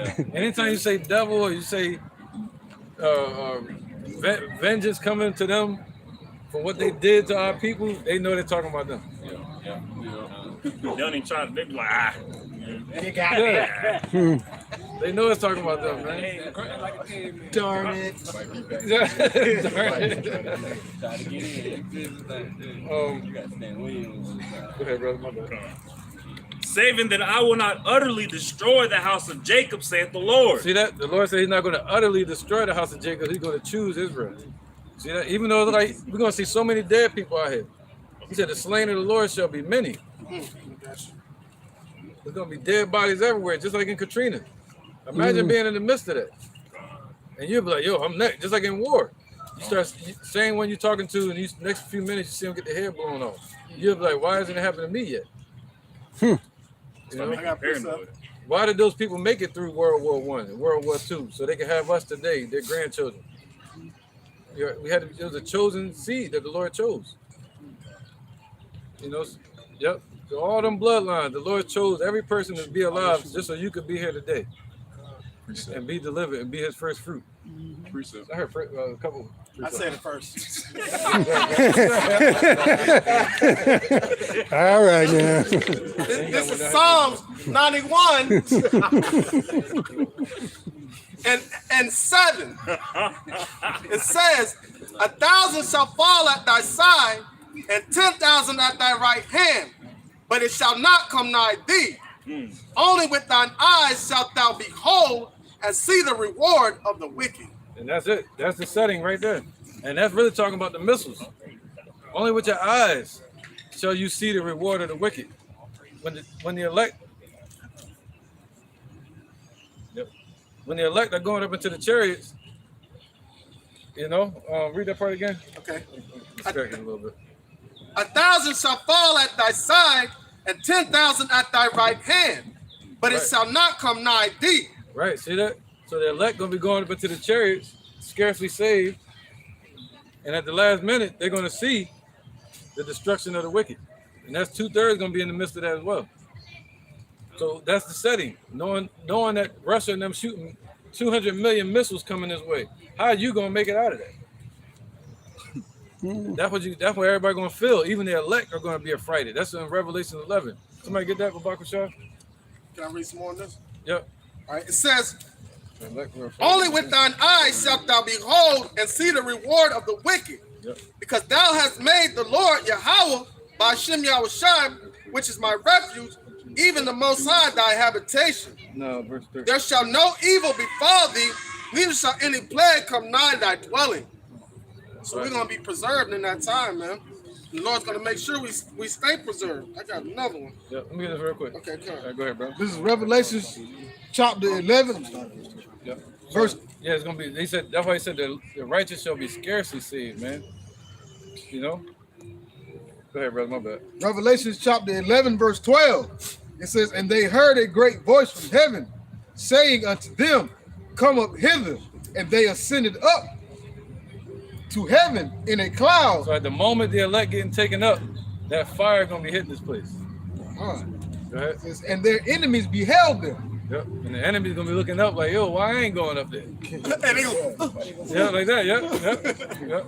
It says, and the same hour was there a great earthquake, and the 10th part of the city fell. Right. So in that same hour, when the elect getting taken up into the chariots, the 10th part, meaning America's broken up into 10 FEMA zones, meaning that it's gonna be like the scripture says it's gonna sweep this place like a besom of destruction, like a broom. So it's gonna sweep right across like a precision attack from all these nations. All right. But at that same moment, go ahead. It says, and the same hour was there a great earthquake, and the 10th part of the city fell, and in the earthquake were slain of men 7,000. That word 7,000 goes into an innumerable number. Man, you ain't gonna be able to count the people that's slain over here in this place, Babylon. Right, they're gonna be, and the Lord said He's gonna melt them like a bunch of crayons melting together. And it says, and the remnant were affrighted. Oh, the remnant. See, the elect gonna be scared too. There's gonna be a lot of soiled pants in that day, right? You know? And the remnant gonna be affrighted from it. That's how scary it's gonna be when you hear that blast from the missiles. When you see that fire, you're gonna wonder why me. But we know why, because we're seeking that reward. And the elect gonna be going up into the chariot, be scared, but they're gonna be protected. And they're gonna see the destruction of the wicked. It's gonna be that scary in that day. It's gonna be that scary, man. It's gonna scare the life out you, literally.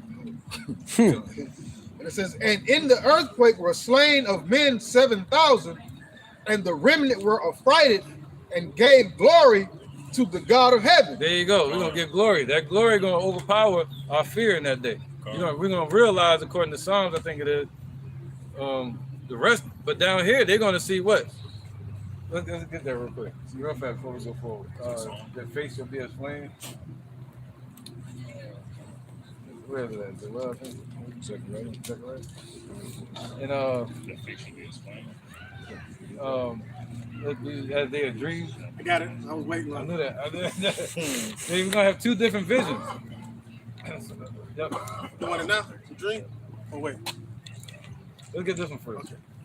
It's gonna be two different views. One view from up there, and it's gonna be another view at ground level. This is what they're gonna see on the earth, where He said, "Only with thy eyes shall you see the destruction of the wicked." That means when you go up into the chariots, you ain't gonna feel it, but you're gonna see it. He said, "Not a hair on your head shall not be singed."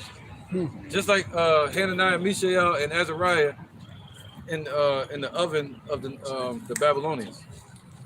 No fire touched them. They didn't even have a smell of smoke on them. So when the elect get into the chariots, you're gonna be actually clean and polished and glowing. Hey. New garments, new clothing. You're gonna be like this here. Come out of the fire untouched. Yeah. All right, go ahead. Somebody got it? The flames? Isaiah 13:8. This is Isaiah chapter 13, verse 8. And they shall be afraid Pains and sorrows shall take hold of them. Oh, it's gonna take hold of them just like death. Something that they can't escape. It's gonna take hold of them just like the curses. All right, the Lord gonna make sure it gets them. He said, blood gonna pursue them. Go ahead. They shall be in pain as a woman that travaileth. So a woman that's having a baby, they're gonna be crying out like that. Grown men screaming, warriors, police, military, everybody, church folks, gangsters, Debo. yeah, all of them. They're gonna be crying out like woman that's having a baby, and that's painful, man. That's called weeping, like a wailing woman. Go ahead, brother. There's gonna be so much death. They're gonna lose their family members and the pain and seeing each other's destruction. The Lord gonna leave them in it alive. Go ahead.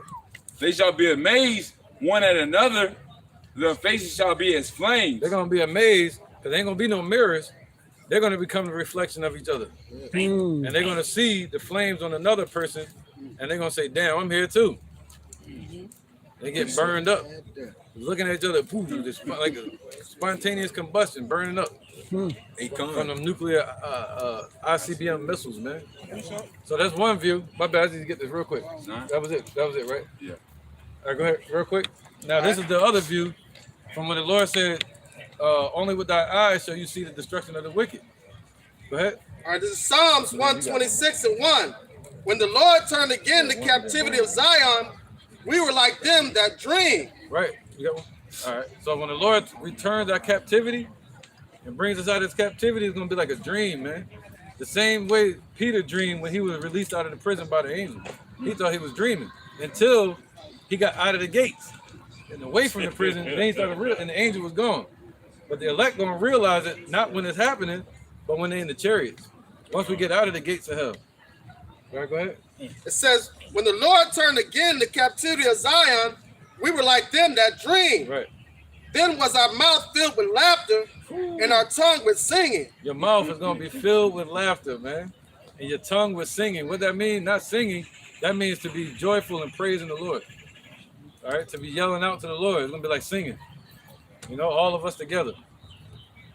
All right, so that's what the elect going to see. Right.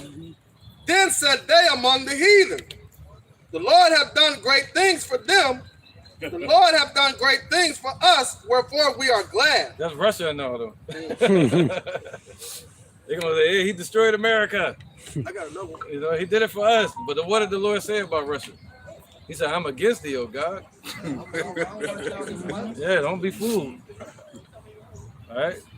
So yeah, they're gonna say that he did great things for the Israelites, and he's gonna do great things for us too. We're gonna rule with him. Like, now he's going to slavery. All right. Yeah. This Psalms 124:6. Blessed be the Lord Yahweh Ba'ashem Yahushai, who have not given us as a prey to their teeth. Yep. Our soul is escaped as a bird out of the snare of the fowlers. Right, a prey to their teeth, meaning their teeth representing their military. What's going to be, we can't forget about that. You know, martial law. That's still coming, man.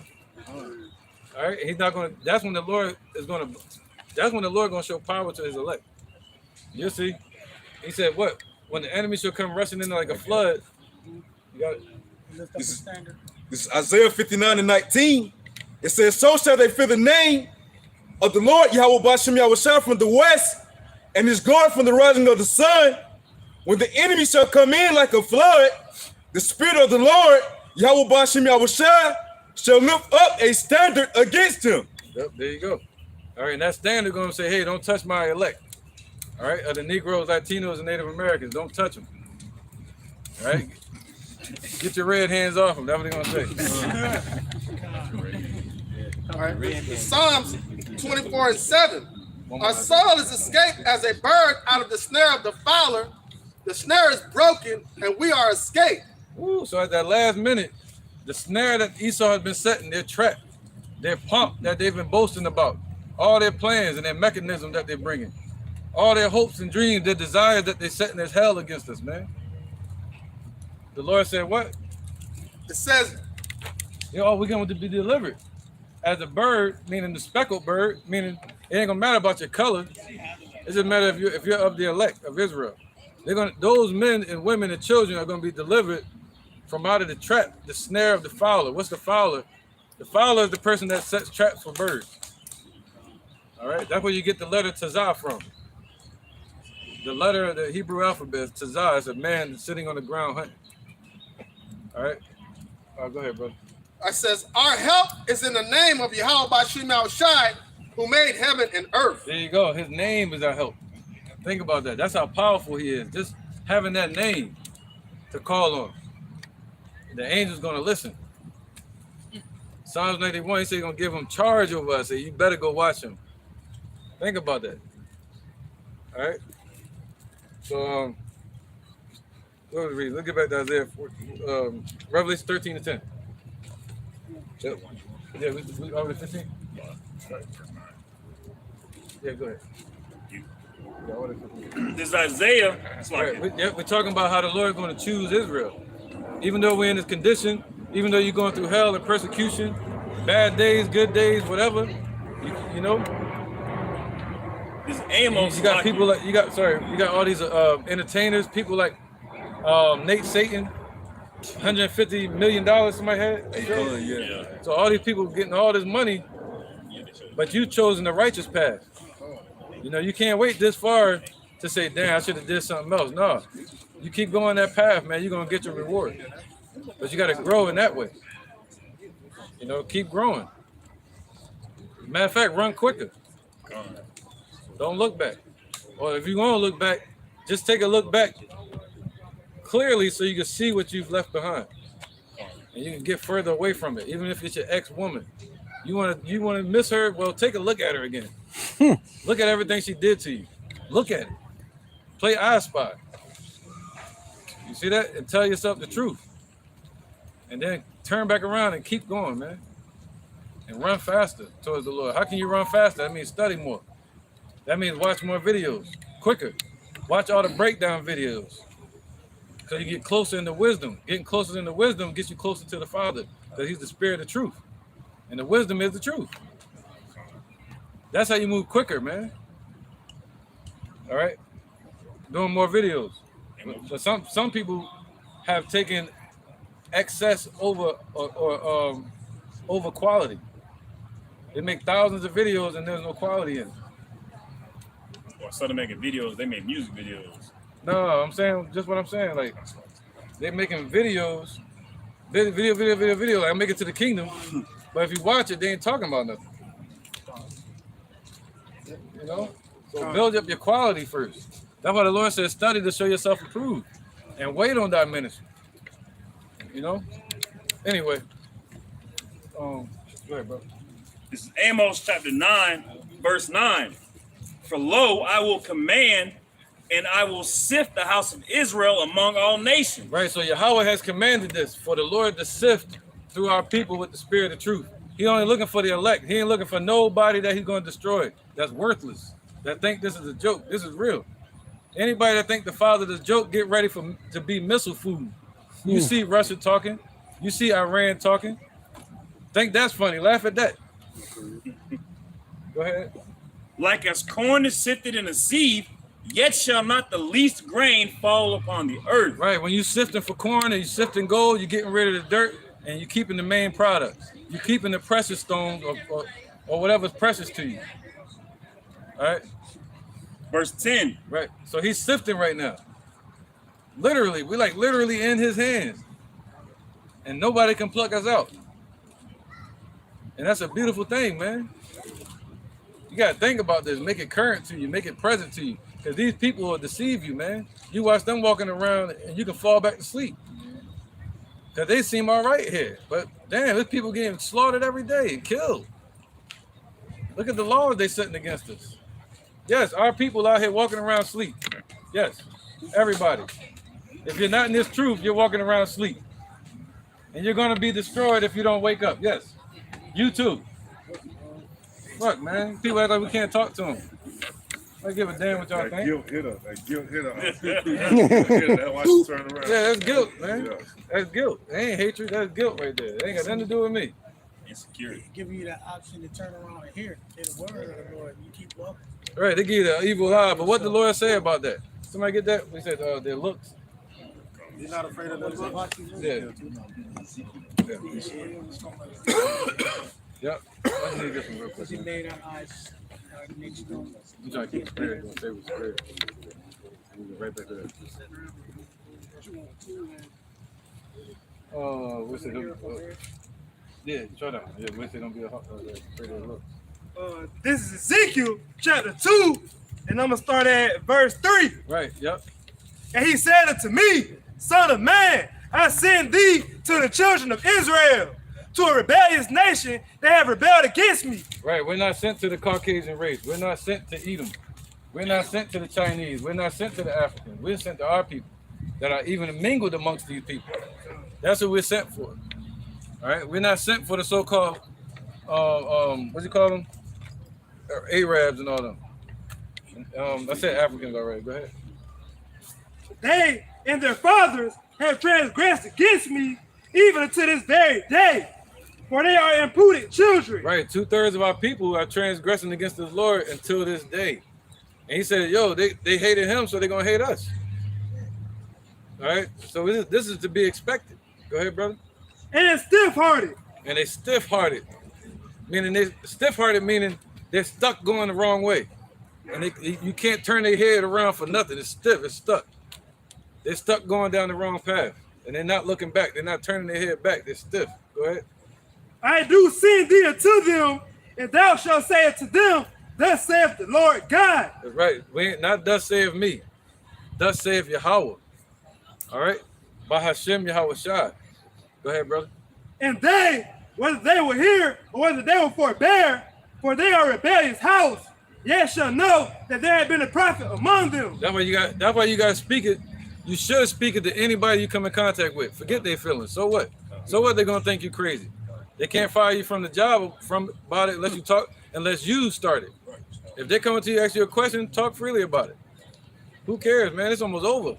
I tell anybody. It's true. It's true. Like just a quick testimony. Like I was telling the truth to my woman, and she tried to claim and go and try to get a restraining order or whatever, but they ain't granted because I ain't do nothing to her, and it's no threat there.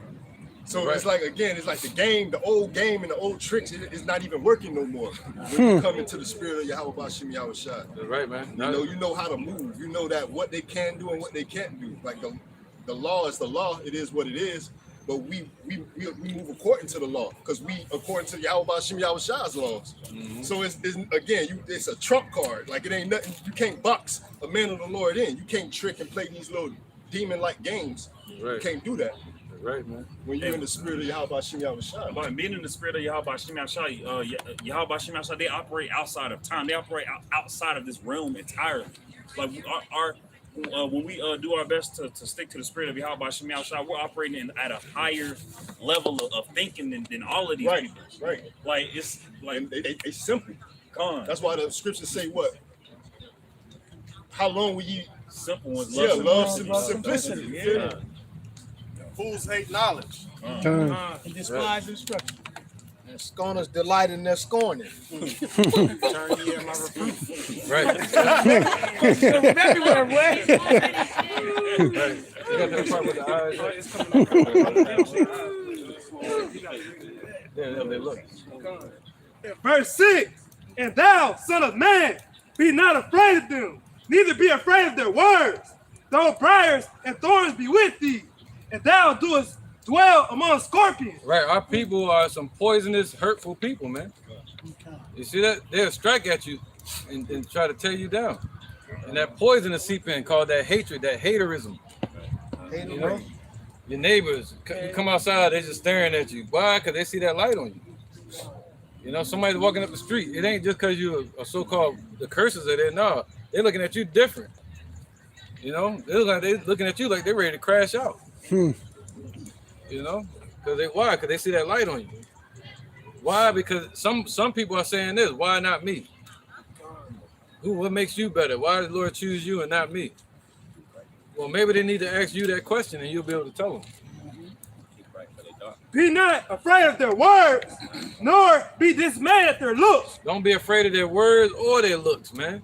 They look at you. What the hell are you talking to? I'm talking to you. You want to hide in the private, you got to go back into private. You want to hide, you want privacy, you got to go back in the house. All right?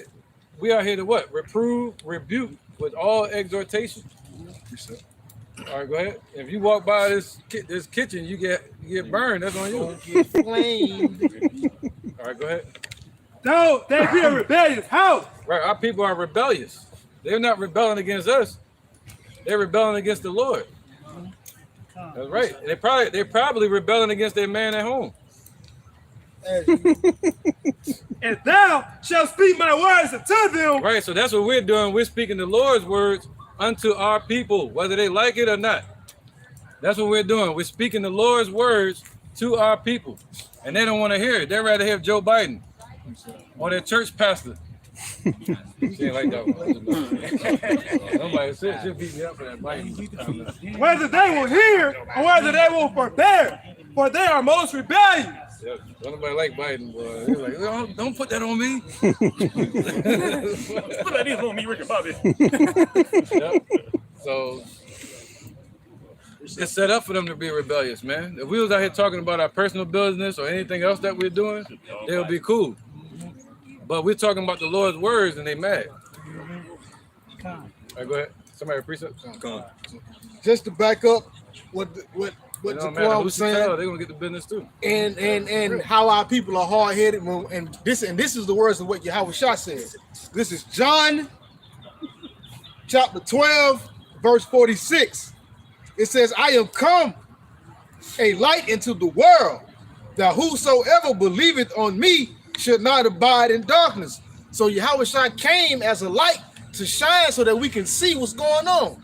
He came and he brought the truth so that we could turn back to the Heavenly Father. But our people want to stay in the darkness and grope around and walk slow rather than flicking the light switch on and knowing where to go at. They would rather stay in darkness and then look at us, the ones that's shining the light, that's pointing the direction to the light, look at us like something wrong with us. We're the ones who are sane in this insane place. Everybody else is insane in the membrane. Yep.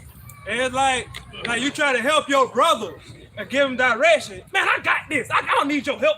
And that's how they look at us, man. Are we trying to help them? I got this. And then we look at them. Oh, you don't got this. I got it. And you can't argue with them. You can't tell them nothing. So we got to let them. You know what I'm saying? They don't want to listen. So let them go ahead and they follow. And the Lord, hey, if you turn a deaf ear, you gonna get left here. It is what it is. The Lord says he's gonna leave you here and melt you. Hey, like off of Boondocks, the father of Uncle Ruckus, nigga, did I just catch you trying to be something? Yeah. they just want to tear us down. Real, they want to tear you down, but expect you to build them up. In order to build something up, sometimes you gotta tear it down in order to build it back up. Yeah. It's funny, man. So it is what it is. Yahweh Shah came as a light into the world unto us, his people, who he was sent to. But our people won't know that. They want to hate Yahweh Shah. They want to have him crucified. So guess what? When Yahweh Shah come back, he breaking the foot off in every 2/3 Israelites behind that ain't listening. It is what it is. Right. You already went to 15? This is Amos chapter 9, verse 10. All the sinners of my people shall die by the sword. See that? All the sinners of his people shall die by the sword, man. He said judgment shall start at the house. So they're going to die by destruction. That's what the word sword means. So the Lord said they're going to die in the coming destruction, man. All right? That's the same thing the car was just speaking about. Yeah. This is Ezekiel 22 and 20. It says, as they gather silver and brass and iron and lead and tin into the midst of the furnace to blow the fire upon it to melt it, so will I gather you in mine anger and in my fury, and I will leave you there and melt you. Ain't it simple? The Lord gonna gather up 2/3 of his people and leave them right here in the furnace, and he gonna melt them right here.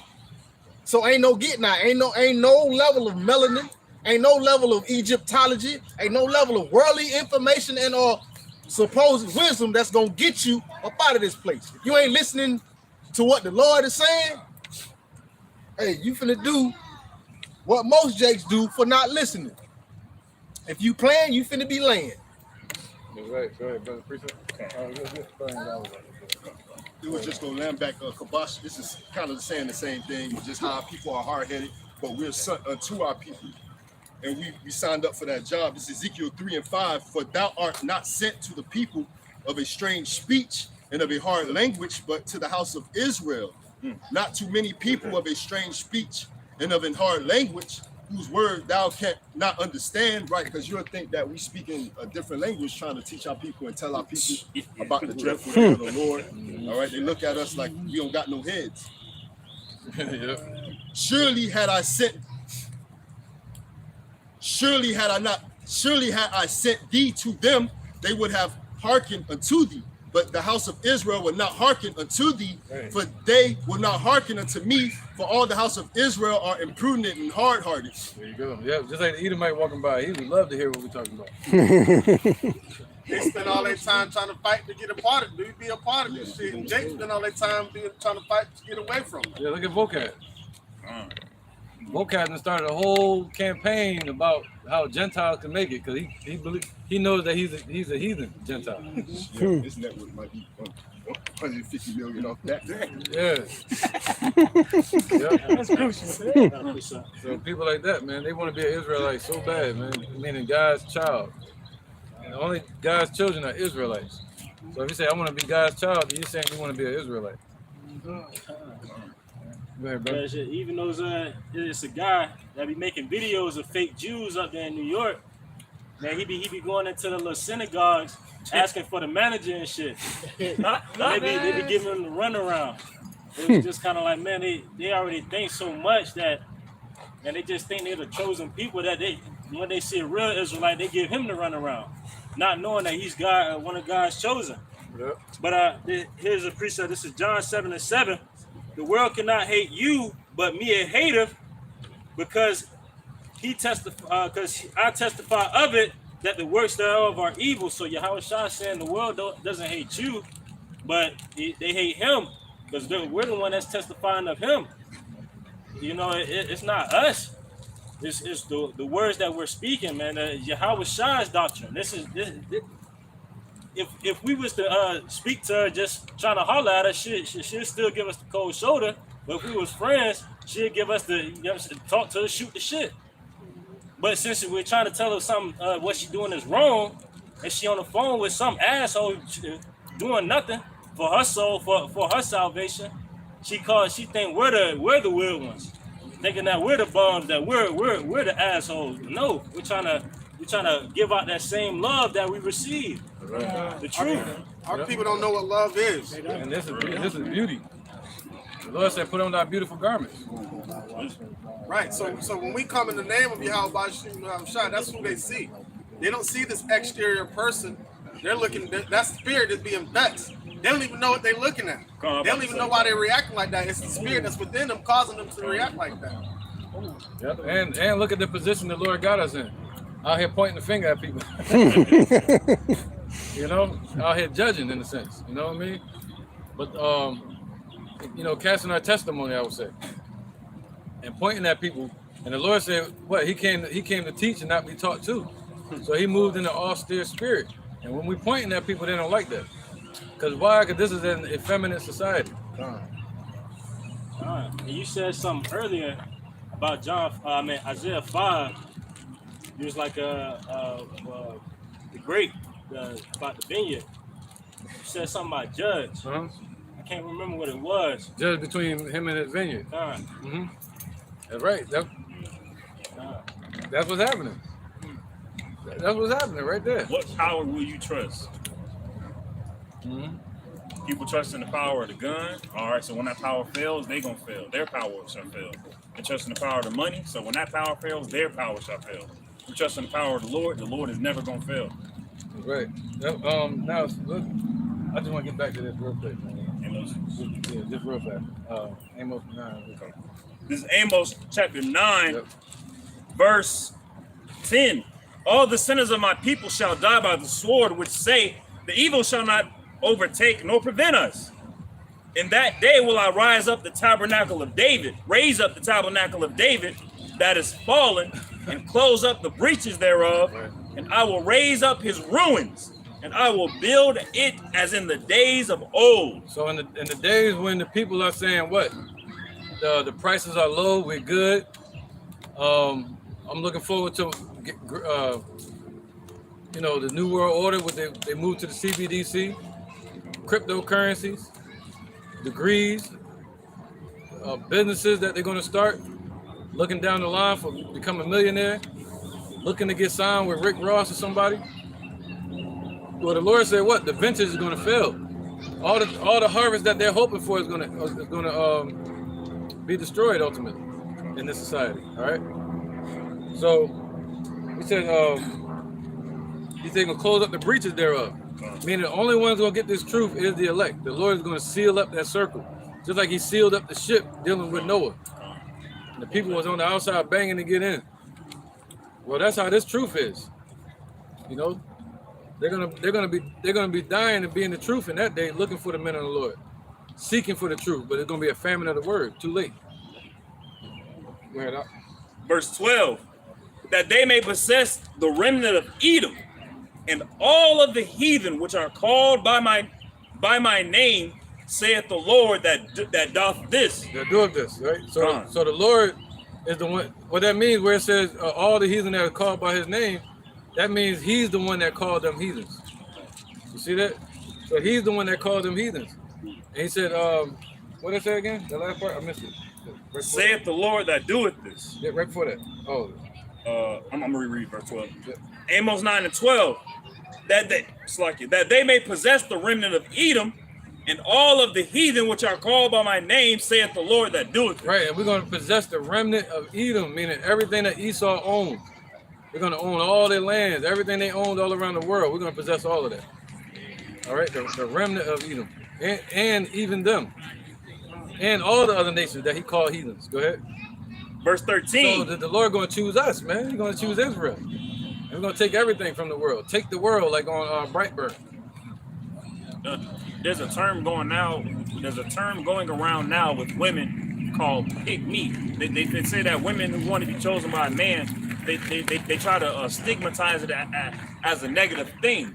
But you should want to be chosen. You should want to be chosen by somebody who's upright and righteous. And right now we should be in a pick me spirit of the Lord. We should want the Lord to choose us, to save us out of this destruction coming. This is verse 13 of chapter 9 of Amos. Behold the days come, saith the Lord, that the plowman shall overtake the reaper, and the reaper of grapes, and the treader of grapes, him that soweth the seed, and the mountain shall drop sweet wine, and all the hills shall melt. Right, man. All the hills, all these nations are going to melt. Meaning it's going to be destroyed. And the children of Israel are about to rule this earth, man. Our people need to know that the Lord is about to choose us, the Negroes, Latinos, Native Americans. The Father's name is Yahweh, His Son named Yahushai. Never heard those names before. All right? So, yeah, man, we're looking for the Lord to choose us, man. And we just got to hold on until that day. And the Lord already chose you in a sense by calling you into His truth, by calling you into His inner circle. All right? Into the house, into the temple. But now we want to sit down at the table and eat with the Lord. And then when Yahushua shows up, we want to sip wine with the Lord and go further and continue. All right.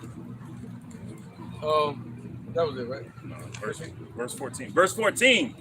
And I will bring again the captivity of my people, Israel, Slakia, and they shall build the waste cities and inhabit them. Right. And they shall plant vineyards and drink the wine thereof. Wow, look, we're gonna plant vineyards. We ain't know what that's like. And it ain't gonna be like Esau's vineyards over in Italy. It's gonna be glorious vineyards. Everything gonna be glorified for gods, not just kings and princesses. You know, not just for humans or mortals. It's gonna be built for immortals. Streets paved with gold. Grapes of the vine so big on the cluster that it's gonna take more than one person to carry. That type of vineyard. You know? gonna take a lot of stomping to split the drink out of them. Esau gonna be working. Yeah, they're gonna be working. I don't want them stomping now. Yeah. Oh. I don't know. I had some women do it. Yeah, right. Come on, yeah. I don't know.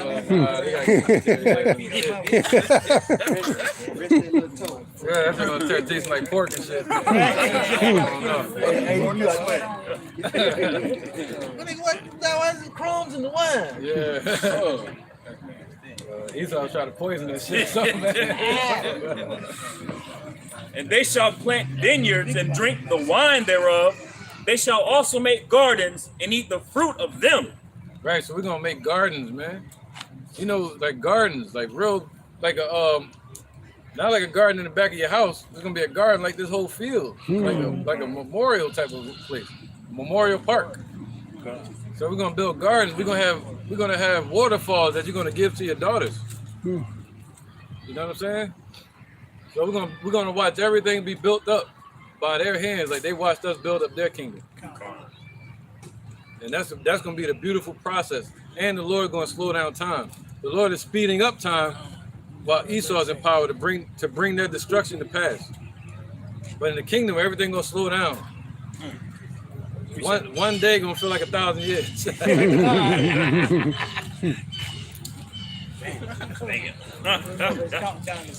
Yeah. Verse 15. And I will plant them upon their land, and they shall no more be pulled up out of their land, which I have given them, saith the Lord thy power. Right, there you go. See, that's the choosing of Israel, to Jacob. That the Lord said he's gonna yet choose Israel. You know, right now you see all the nations mingled together, going through all the same. He said, you shall die, ye are gods, but you shall die like men. So we go through the same stuff that other nations go through. All right, but at the end, the Lord is going to choose Israel from among them. I have an injection. All right, go ahead, brother. This is Joel 3:20 and 21. But Judah should dwell forever, and Jerusalem from generation to generation. For I will cleanse their blood, that I have no cleansing. The Lord dwell in Zion. Right. Yep, you want to speak on it? You want to speak on it? Huh. Okay, straight, but Judah should dwell forever. Our people, the kingdom is going to be prepared for a kingdom because, Judah, it will be safe. And Jerusalem mean the 12th tribe, Mm-hmm. It's going to be true generational wealth. And it's not going to be wealth that we built with our own hands. It's going to be the wealth of the knowledge, wisdom, truth, and stability of Yahweh Hashem Yahushua. Our children's children for eternity are going to be blessed with the spirit of Yahweh Hashem Yahushua. Right. What do they say? Generational wealth is today, meaning you'll have it left over. Oh, I'm gonna leave something behind for my children. But we ain't gonna have to worry about that because everything will be left to us by the Lord, man. And we won't have to leave it behind. We'll give it unto them and watch them flourish in it. Right. Yeah, like the kings used to. The kings will leave it to the next one. Right. I have another one back in you. Now the kings are going to be amongst their children. The children will grow up to be kings. We're going to be eternal. Yahweh Shai is going to be king of kings forever. He said going to make us a nation of kings and priests. And that's how it's going to be. We're going to watch our children grow up to become kings and get to exist with them. And do like Abraham did with Lot. You take that place over there, we'll take this. And there's going to be enough room for all of us. Yep. Right, and then when we run out of space on the earth, we're going to go inhabit outer space. So our journey is just beginning. Precept. Precept. This is Proverbs 27, verse 24. It says, "For riches are not forever, and though the crown endures to every generation." So that crown that's going to be presented to the whole elect. It's going to endure to generation to generation. It's going to be everlasting. You know what I'm saying? But hey, what it says, for riches are not forever. So these riches of this earth is not forever, man. The riches of this earth is canker, man. And you shouldn't be seeking after the riches of the Lord, man. Which shall sustain you, man. Right. Revelation 13 and 10. Go back a shot. It's the book of Revelations, chapter 13 and verse 10. He that leadeth into captivity shall go into captivity. He that killeth with the sword must be killed with the sword. Here is the patience and the faith of the saints. See, that's our patience. Like walking meditation, this is our patience, man. And patience goes into the word suffering or endurance. So this is our long suffering. So we know the Lord is going to repay for what these nations did to us. Yep, and that they're going to go into captivity. The ones that took us captive, according to Amos chapter 9. Go ahead up. This Ecclesiastes chapter 3 and verse 16. And moreover, I saw under the sun the place of judgment, that wickedness was there, and the place of righteousness, that iniquity was there. I said in my heart, Yahweh Ba'Shem Yahushua shall judge the righteous and the wicked, for there is a time there for every purpose and for every work. I said in my heart concerning the estate of the sons of men, that Yahweh Ba'Shem Yahushua might manifest them, and that they might see that they themselves are beasts. Sons of men, these nations, they just beasts. That's what they're going to see at the end of the day. That they're just beasts, meaning no soulless individual. They got soul, but they don't have the breath. You know, just like an animal has a soul, and that soul goes down to the earth. And the humans, their souls go to the Father. But still, to have without that breath, they're just like beasts upon the earth, roaming the earth, being led by their senses, just like an animal. Led by their nose, things they smell, led by their eyes, the things they see, led by their ears, the things they hear, and their feelings. You know, and their own vain thoughts. So that's what they're being led by, just like an animal. And the best evidence of that is marketing. Look up like American marketing tactics, and they know which colors make people more hungry. That's why a lot of these restaurants have similar color schemes. Yep.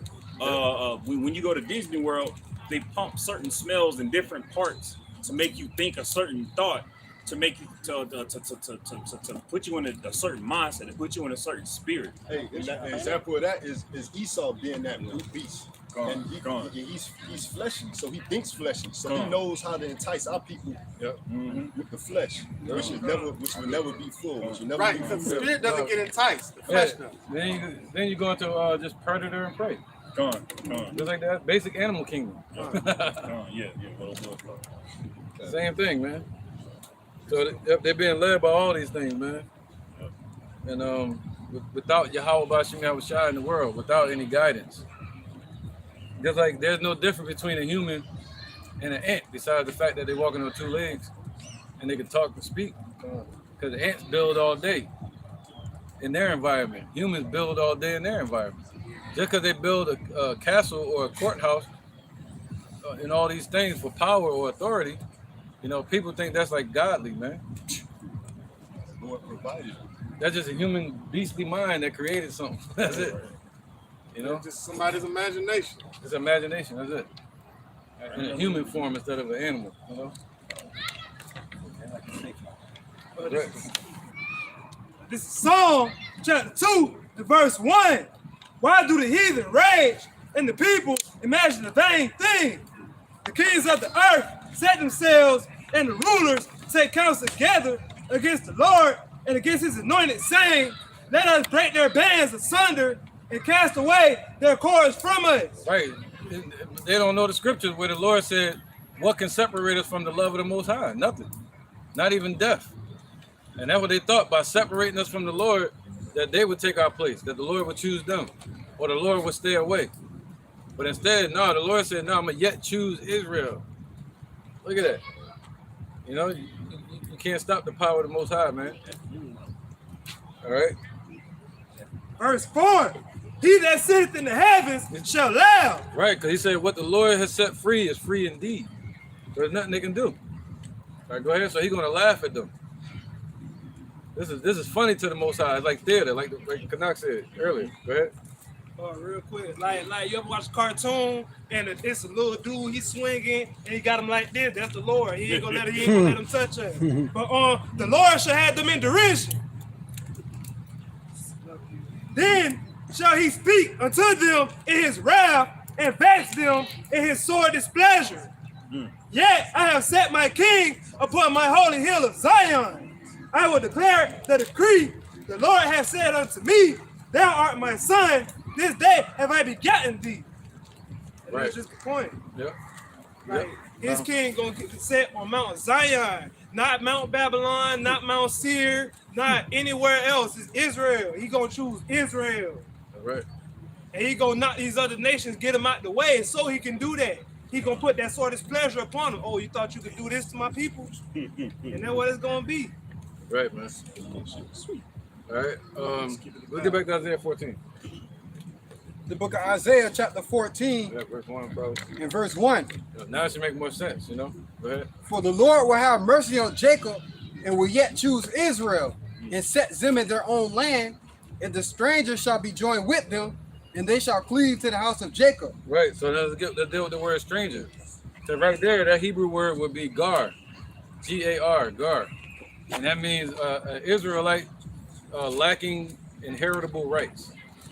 You know, meaning when we went back to our land, an Israelite that didn't know their family, you know, that may not have been circumcised, they had to be circumcised and given a place to stay.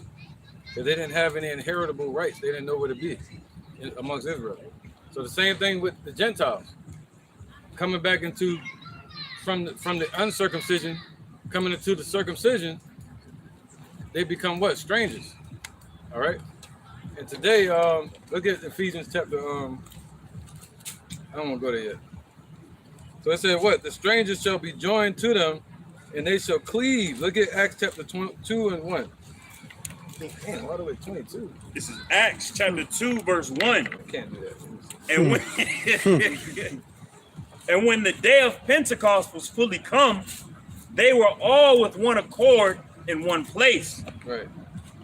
And suddenly there came a sound from heaven as of a rushing mighty wind, and it filled all the house where they were sitting. Right, yep, go ahead. And there appeared unto them. And the word Pentecost just means 50. It's the 50th day after the leavened bread. Go ahead. And there appeared unto them cloven tongues like as of fire, and it sat upon each of them. Right, so cloven doesn't mean it was like a tongue and it had clothes, like it was split. No, it meant separated tongues was upon each one of their heads. All right, cloven meaning separated, and it was upon each person's head, and it represented the language that was going to be given to them to speak. Verse 4, and they were all filled with the Holy Spirit and began to speak with other tongues as the Spirit gave them utterance. Right, go ahead. And there was dwelling at Jerusalem Jews, devout men out of every nation under heaven. There you go. So there were Jews, devout men out of every nation under heaven. All right? Scattered amongst every nation. And they were cleaving to the ones that were awoken to the truth about Yahushua. All right, go ahead. Verse 6, now when this was noised abroad, the multitude came together and were confounded, because that every man heard them speak in his own language. Right. And they were all amazed and marveled, saying one to another, behold, are not all these which speak Galileans? Right, yep, go ahead. And how hear we every man Galileans. Galileans, like it. And are not all these which speak Galileans? And how are we every man in our own tongue wherein we were born? Parthians and Medes and Elamites and the dwellers in Mesopotamia and in Judea and in Cappadocia and in Pontus and Asia. Right. This is he's naming all the places where our people were scattered at. And it was so they were calling them Elamites. But it said devout Jews from every nation. These were Israelites. All right, go ahead.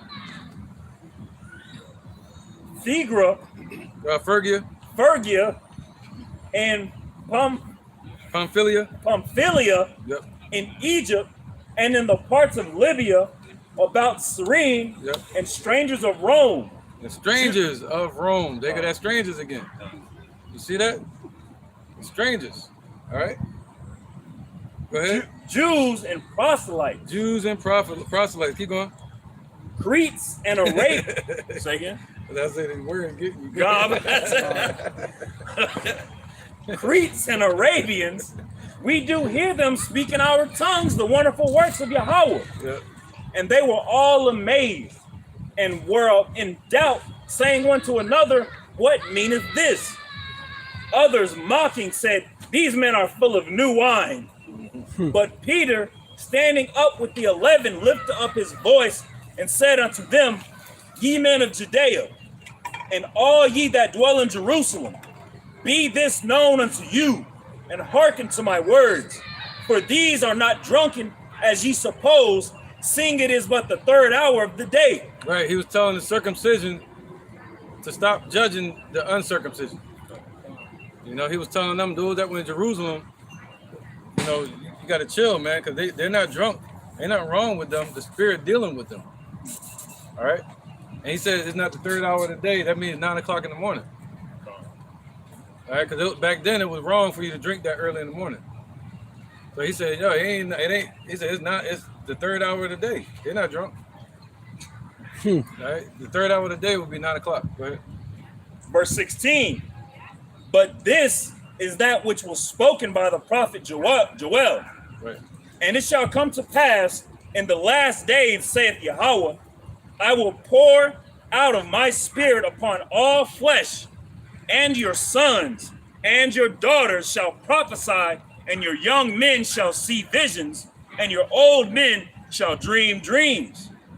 On my servant and on my servants and on my handmaidens, I will pour out in those days of my spirit, and they shall prophesy. Go to 21 and all the way to 22. Come on. Yep. Verse 19. Oh, you can go to 21. Okay. Yep. Verse 21. And it shall come to pass that whosoever shall call on the name of the Lord shall be saved. There you go. So whosoever shall call on the name of the Lord shall be saved. Who he was talking to? Jews, Israelites. All right? Not all the ones that keep the laws perfectly shall be saved. No, those that call on the name of Yahweh Hashem Yahushai shall be saved. Go ahead. IURC started saying the name doctrine now. But is it all the world? Can Esau call on the name of the Lord and be saved? Can Moab?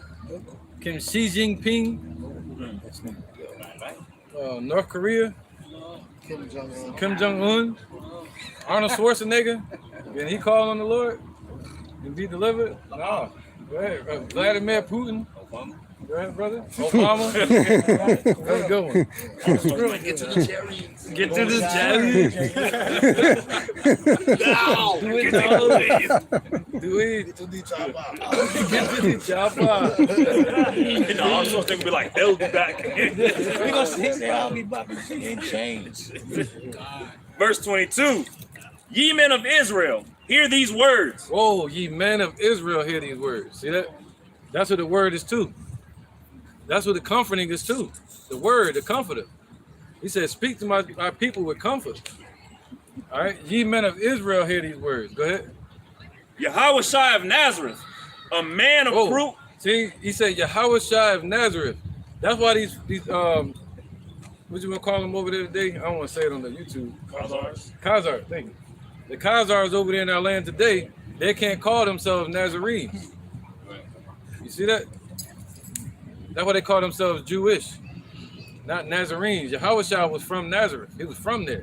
These heathens, they moved to that place and took it over. State of Israel. The state of Israel. Not Israel. But Yahushua and us, we can really say we're from there. We just don't know what land we're specifically from. You don't have to be born in the land to call yourself a descendant of that land or inhabitant of that land. Also, well, that's what they saying. That's what he's saying. Like these NATO and the EU meetings, they can't call themselves Israelites. They gotta say Israelis. Yeah, they ain't gonna say Nazarene. You ain't gonna hear none of that in there. You ain't gonna hear no Judah. Yeah. No nothing. You might, you don't know nowadays. Yeah. You might hear a levy. Yeah. He's like, I miss a car. He's like, yo, he look like Chuck Norris, man. For real, like. Of Northern Kingdom. Man, you don't work. Northern Kingdom. Indians. My father, my great. Cherokee. Yeah, Go to I got 15%. You're $5 Indian. 100% lie. Acts 11:1. I got one more. Yahushua of Nazareth, a man approved of Yahweh among you by miracles, wonders, and signs, which Yahweh did by him in the midst of you, as ye yourselves also know. There you go, man. So Yahushua could have did way more than what he did on the earth. But he had that much power to where he had a list that he had to do in front of us. All right, and the first miracle he did was turn the water into wine. Yeah, like in a video game, you have an objective list. Right, the Negroes, Latinos, Native Americans are the Israelites of the Bible. You know what I'm saying? We gotta wake up, man, and repent to the Father. The Father's name is Yahweh, and his son named Yahushua. So when all hell break loose, when they switch to that new currency, you gotta know who to call on in that day. The money ain't gonna save us, the guns ain't gonna save us, the churches ain't gonna save us. All right, the Lord is looking for 144,000 men to turn back to him so we can lead our families to him. You know, the same way Noah delivered his family, the same way Moses delivered his people. It's the same way the Lord going to deliver us out of this Egypt real soon. That's why you're hearing about Russia. That's why you're hearing about China and all them and Iran. They're going to destroy this place with ICBMs. And if you're one of the elect, you'll be delivered and your lady. All right? The same way the Lord told Lot. He said, don't look back. You be salty. All right, brother. Hey, Yahweh and Yahushua, his son. All right, brother. All right, who's reading? Somebody reading something. Acts 11. Acts 11 real quick, please. Yeah, 11 and 1. It's the book of Acts, chapter 11 and verse 1. And the apostles and brethren that were in Judea heard that the Gentiles had also received the word of God. Whoa, so this is that cleaving that we were talking about, where it said the strangers shall cleave unto them. All right, and they went into the word guard, which means an Israelite lacking inheritable rights. So today they would be called aliens, you know, or they will be called Gentiles. Okay. So what did it say? He said, huh? That's what Esau do today. All right, being from another country or from another land, you're considered an alien. Yep. Until you get your paperwork. That's right, and that's what our people have become. We have even become that until the Lord woke us up. We were aliens to the Commonwealth of Israel, meaning strangers in the old times. Those strangers are the same ones that are able to keep the Passover, that come from the other lands to dwell in Jerusalem to take the Passover. And they also said that a stranger shall not dwell with you. A stranger shall not do the Passover with you. That's talking about the other nation. Yep. But the strangers that have said that they have certain things they have to do before they're able to partake in the Passover with you are the ones that are Israelites that are from foreign lands. Yeah, they had to be cleansed. They would be washed in soda, what is it, nitrate, and they had to be circumcised. Right. So, and think about it. In a spiritual sense, we're coming back to the Commonwealth of Israel, and we're cleansed through Yahushua. And we circumcised through Yahushua. You want me to get the spiritual circumcision with that scripture you were just quoting? Yeah, why not? Okay. Yeah. This is Ephesians chapter 2, verse 11. Wherefore remember that ye being in times past Gentiles in the flesh, who are called uncircumcision by that which is called the circumcision in the flesh made by hands. You had two forms of circumcision. You had the circumcision that they were debating about in 55 AD during the first council, the first world council, which they tried to relive that council by bringing in the councils of Nicaea in 325 AD with Constantine. But the first council was in 55 AD, and it was a council debating on whether a person had to be circumcised to be delivered. And that's what the debate was about. That was with Paul, correct? That was with Peter and Peter and Peter and Paul.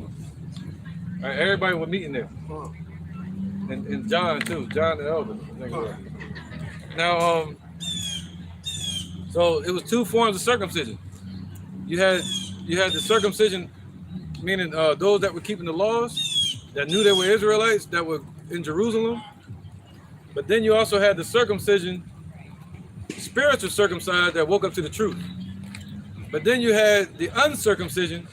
Those were Israelites that were not keeping the law, that didn't know they were Israelites, people like who is that? Timothy, his dad. Yeah, his dad. Yeah. So his dad would be part of the uncircumcision.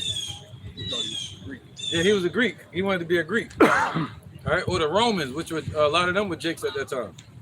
All right, so you have three factions: uncircumcision, circumcision, and then spiritual circumcision. All right. All right, this is verse 12. So the Lord is saying that the uncircumcised, if they're of the elect, they were going to cleave unto the spiritual circumcised. Verse 12, Ephesians chapter 2. That at that time you were without Yahushua, being aliens from the commonwealth of Israel. See that? So they became aliens. Without Yahushua, now they become aliens even more. And strangers from the covenants of promise, having no hope without Yahweh in the world. There you go. See? Having no hope without Yahweh, by Hashem Yahushua in the world, they become strangers even more now. All right. So the Lord said what? That not all Israel is going to be destroyed. That's in Amos chapter 9. You know. So you're gonna have the strangers, the elect of the strangers, cleave unto the elect. All right. So let me get this real quick. Somebody get Romans 12 and 9. Yeah. Somebody already read Acts 11, 18, all the way to 24. Romans. You want to interject real quick? It was just talking it was about the call and the circumcision and how he accused Peter. Okay, you want to wait on it? Wait. All right, I got it. Yeah. Real quick. Finish that 24. It's the book of Acts, chapter 11 and verse 18. When they heard these things, they held their peace and glorified Yahweh, saying, then have God also to the Gentiles granted repentance unto life. Right. So a lot of the people that were of the circumcision that were in Jerusalem, they were like, yo, we're going to get the truth. Because we the ones that been keeping the laws. You know, even though we ain't doing it perfectly, you're going to deal with us, right? And get us right. But, all right, go ahead. Verse 19. Now they which were scattered abroad upon the persecution that arose about Stephen, what advantage have the Jews? Traveled as far as Phoenice and Cyprus and Antioch, preaching the word to none but unto the Jews only. Right. And some of them were men of Cyprus and Cyrene, which when they were come to Antioch, spake unto the Grecians, preaching the Lord Yahushua. Spake unto the Grecians. So they were speaking to the Greeks, the Cyrenes, to the Jews only, all only to Israel. That was amongst those people. Go ahead. Come on, verse 21. And the hand of the Lord was with them, and a great number believed and turned unto the Lord. Whoa, so that great number that believed, they're the ones that turned to the Lord. See that? Now remember, we're focusing on the fact that the Gentiles, the uncircumcised, we're going to cleave unto the Lord. Go ahead. Cleave unto the house of Jacob. In verse 22, then tidings of these things came unto the ears of the church which was in Jerusalem, and they sent forth Barnabas that he should go as far as Antioch. Mm-hmm. Who when he came and had seen the grace of God was glad and exhorted them all that with purpose of heart they would cleave unto the Lord. Boom. With purpose of heart, what? Purpose of heart, they would cleave unto the Lord. See that? So how they cleave unto the Lord? By believing. That's how he started it off. Those that they went around preaching and teaching to our people, and once they believe, that's the cleaving right there. That's what it means in Isaiah 14. That prophecy coming to pass by us cleaving unto one another in the spirit of truth. All right. You got something? Which one? This is Romans 3 and 1. Okay. What advantage then hath the Jew? There you go. So what advantage have the circumcised, the ones that knew they were Israelites? They were saying, yo, what about us? We keeping the laws. And they're not. These Israelites not keeping the laws. So what advantage have I by keeping all these laws? Go ahead. Or what profit is there of circumcision? So what profit is there to have my children circumcised and such, right? Much every way chiefly, because that unto them were committed the oracles of Yahweh. See, it was still important. The Lord was saying, yo, you should be happy because you still was committed to keeping the laws. The laws were given to you, the oracles, meaning the word. You knew about the prophecies, you knew about Moses and such, right? But so that's a blessing because they didn't even have to have that. You see what I'm saying? The parable of the son that left and the son that stayed. The prodigal son. Prodigal son. And also the Lord was saying to the Jew first and then to the Gentile. So that's why you should be happy because he was saying to them they were going to get the truth first if they were of the elect. And then the Gentile was going to get it. But Jew first and then the Gentile. So the ones that are of the circumcision keeping the law, they didn't understand they still needed salvation too. They needed it, yeah. So the Lord was like, yo, keep doing what you're doing, right? And stay on that path. But in addition to that, he was here to take away that curse of the law. Yeah. That sting of death, because we're all worthy of death. Right, yeah. By waking up our people that call themselves Americans that are Israelites, though, that doesn't take away from our spot. But the Lord was like, you were willing, because they didn't have the law, you're willing to cast them to the side and didn't want to bring them in. Right. And the Lord made a way for everybody to come in. But the ones that were of the elect, the Pharisees and Sadducees, they didn't understand that their salvation was coming through Yahushua, not through the law. Right. That's right. That's right. Oh, that was it? All right. Somebody had precepts? I got one. This is Ephesians chapter 4 and verse 17. This I say, therefore, and testify in the Lord, Yahweh Ba'ashem Yahushai, that ye henceforth walk not as other Gentiles walk in the vanity of their mind, having the understanding darkened, being alienated from the life of Yahweh Ba'ashem Yahushai through the ignorance that is in them because of the blindness of their heart. So just like what the bishop kind of was saying, they didn't have the understanding of that the law wasn't just gonna be it, all right? That they, and not being too hard upon yourself. That hey, you got Yahushua, the sacrificial lamb to get you through. But with pride, you're not gonna see that. Right. They became alienated, thinking by not having faith in Yahushua. So Yahushua was that mediator that brought it, that was able to bring us to Yahweh, because the law was our first schoolmaster. That was to introduce what sin was, right? But that wasn't going to bring us to salvation. Now, understanding we know what sin is. That's why Paul said, "Oh, wretched man that I am, it's not me that do this, but the sin that dwelleth in me." So Paul understood going to the Gentiles that we all need salvation. We all need a mediator to be brought back to Yahweh, man. No matter if you were the circumcision or not of the circumcision, we all needed somebody to reconcile us back to the Father, man. Right. That's Hebrews. I think that's Hebrews 7 about how the law made nothing perfect, but the greater hope did. That's what gave us hope. Right, man. All right. IUIC can't understand it. No. But they'll say you got to keep the laws perfectly to be delivered. And they don't understand that we need salvation and we need to be perfected. And we need to pass under the rod.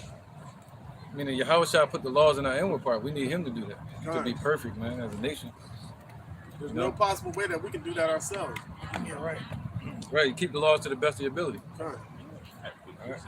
Go ahead, brother. I just want to back up to all the options, really. This is 1 Peter, 2nd chapter. I'm gonna go from 11 to 12. This verse 11. Dearly beloved, I beseech you, as strangers and pilgrims, abstain from fleshly lusts which war against the soul, having your conversation honest among the Gentiles, that whereas they speak against you as evildoers, they may by your good works, which they shall behold, glorify Yahweh in the day of visitation. Right. I mean, yeah. Continuing the law to the best of your ability and be an example to the Gentiles. But also you need that faith in Yahushua. So what all the law couldn't do, that's where faith came in. So he wasn't telling them not to go according to the law. What he was saying like don't discredit them. Don't talk down upon them because they don't have the law, because they have Yahweh Shai, which is gonna what? When you have the Spirit of the Lord within you, what are you going to try to do? You're going to try to uphold the law, because that Spirit of the Lord is within you. You're not going to want to. You're going to seek after righteousness. You're not going to have the mindset that the law is done away with. No, you're going to have the mindset I need to do as best as I can. But knowing because the wicked Pharisees and Sadducees were not giving the people any hope. Because even if you're trying to conform to the law, you slip up. You're guilty for them all. So if you have that mindset in mind, you ain't gonna have no hope. But now with Yahweh Shai, we have hope, man. Precept. It's the book of Romans, chapter 11, verse 15. For if the casting away of them be the reconciling of the world, what shall the receiving of them be but life from the dead? Right. So casting us away became what? You said, what was the first part? The casting away become reconciling of the world. Yep. What shall the receiving of them be but life from the dead? Right. So the casting away of us was the reconciling of the world, meaning all the world came together, and it also helped to create more Gentile Israelites. So, it was more Gentile Israelites than there were that was awoke. All right, by us falling. So how much more is going to be by us waking up to the truth? Because you're going to have a lot of people through the Spirit of Yahweh Shai that turn back. Because casting away, we're scattered throughout the four corners of the earth. So being scattered throughout the four corners of the earth, we started becoming more strangers, taking upon these customs of these heathens, right? But now us being reconciled, right, much more is going to be brought back through the Spirit of Yahweh Shai. All Israel. Yep, that's all Israel shall be saved through Yahweh Shai, through the elect too. Yep. So it's going to be way more. So many that the earth can't even hold us all at once. That's why you had to have a situation called death, because the earth couldn't hold everybody. There's more people out in the heavens than there is on the earth. And it's just like a womb. People had to come at a certain time, one by one, and leave at the same pattern. So let's get this real quick. We already read Romans 12 and 9? No. All right. It's Romans chapter 12, verse 9. Right. So the Lord told us to teach the good news, right? Let love be without dissimulation. Right. Abhor that which is evil. Abhor that which is evil. Cleave to that which is good. Cleave to that which is good. So that's that cleaving. And they cleave to that which is good, meaning the Spirit of Yahweh Bashem Yahweh Shai that was on these men that were teaching. And once they believed, that was the cleaving together. All right. 1 Corinthians 6 and 15. All right. And we're focusing on Isaiah 14, where it says they shall cleave into the house of Israel. So not Esau going to cleave to us, not Moab going to cleave to us, the stranger, not that type of stranger, but it's talking about the strangers of Israel that's going to cleave unto the men of the Lord, cleave unto the truth. This is 1 Corinthians 6 and 15. Know ye not that your bodies are the members of Yahweh Shai? Right, just like members have to come together. Go ahead. Shall I then take the members of Yahweh Shai and make them members of an harlot? Right, we're not supposed to cleave into idolaters like them church folks. That's what the harlot is talking about. It's not talking about your woman at home that for you. It's talking about these people. You're not going to cleave unto them. Members of harlots, meaning adulterers. Go ahead. What about it, bro? It says, verse 16, what know ye not that he which is joined as an harlot is one body, for two, saith he, shall be one flesh. See that? Go ahead. He's using that analogy of you sleeping with a harlot as an analogy. But he's talking about these idolatrous leaders. Go ahead. It says, but he that is joined unto the Lord is one spirit. There you go. That's that cleaving, man. But he that is joined unto the Lord is that one is in one spirit with him. The same way if you have sex with your woman, you become one flesh. The same way, once you come into this truth, you become one spirit with the Lord. And that's that cleaving together that it's talking about. All right, go ahead. Keep going. All the way to 17? Okay. So with being joined together, cleave. Verse 17, but he that is joined unto the Lord is one spirit. Oh, that was 17. All right. Let's get back to Isaiah 14 now, man. Book of Isaiah, chapter 14 and verse 1. For the Lord will have mercy on Jacob and will yet choose Israel and set them in their own land. And the strangers shall be joined with them, and they shall cleave to the house of Jacob. See, it should make more sense now. When it said the stranger is going to be joined with them, with the house of Jacob, right? So it's not talking about these heathen nations. It's talking about our own people joining back together. All right, according to Isaiah chapter 11. Somebody get that? Yep. Go ahead. I don't even got that. 11 and 10. Yeah, 11 and 10, all the way to 12. It's the book of Isaiah, chapter 11 and verse 10. Right, Jeremiah 20 and 20. And in that day there shall be a root of Jesse, which shall stand for an enzyme of the people. Right, yep, that root is talking about Yahushua. And the enzyme that he was going to set up was starting with people like Peter and Paul. All right, go ahead. To it shall the Gentiles seek. Right, to it shall the Gentiles seek. Meaning that the Israelite foreigners are going to seek unto these men that had the truth, the spirit of Yahushua. All right, go ahead. And his rest shall be glorious. And his rest shall be glorious. He said, this is the rest where I cause the weary to rest. And this is a glorious rest right here. And also the kingdom is going to be glorified. Go ahead, that's the rest. You're going to rest for 1,000 years and then some. And it shall come to pass in that day that the Lord shall set his hand again the second time to recover the remnant of his people. Right, so now the Lord is setting his hand. He's setting everything again to recover the remnant of his people. We're that remnant of our forefathers.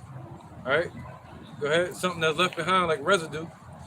Which shall be left from Assyria and from Egypt and from Pathros and from Cush and from Elam and from Shinar and from Hamath and from the islands of the sea. Right, and when did that start?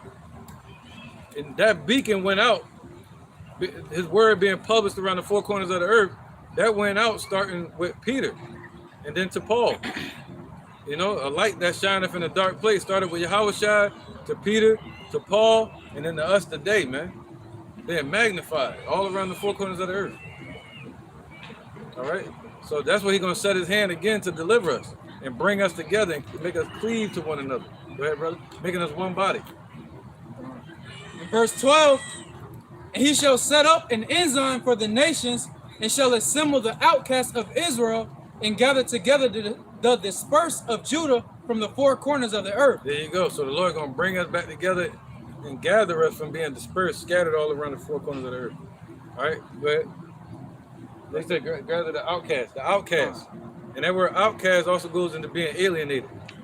So the Lord is going to gather the ones that were outcasts, that became aliens, to the commonwealth of Israel. But how's he going to do it? Go up to them and tell them to keep the laws? No.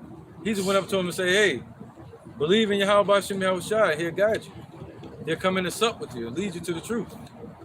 But if you're already keeping the laws, don't stop. Keep going. Oh yeah, that goes into Bruce Reed, so he's not a smoking flax shall not quench, or Bruce Reed you shall not break. Right. So if he was already keeping the laws, he's not going to destroy you and say you was doing it wrong. Stop. Now he's going to say keep going. And if they were Gentiles, he's not going to break them off the plant completely. He's going to what? Graft them in. All right. Damn, that's quick, man. 10 minutes. All right, go ahead. This is the book of Galatians, chapter 2 and verse 17. But if while we seek to be justified by Yahushua Mashiach, we ourselves are found sinners, is therefore Yahushua Mashiach the minister of sin? Yahweh forbid. Right. For if I build again the things which I destroyed, I make myself selected. That's not what I wanted. I had that one earlier too, though. It was right. The verse above is like knowing that a man is not justified by the works of the law, but by the faith of Yahushua Mashiach. Basically, going in what the elder was saying. And the best evidence of that is IUIC. They say that they keep the laws, but look at the spirit that's upon them.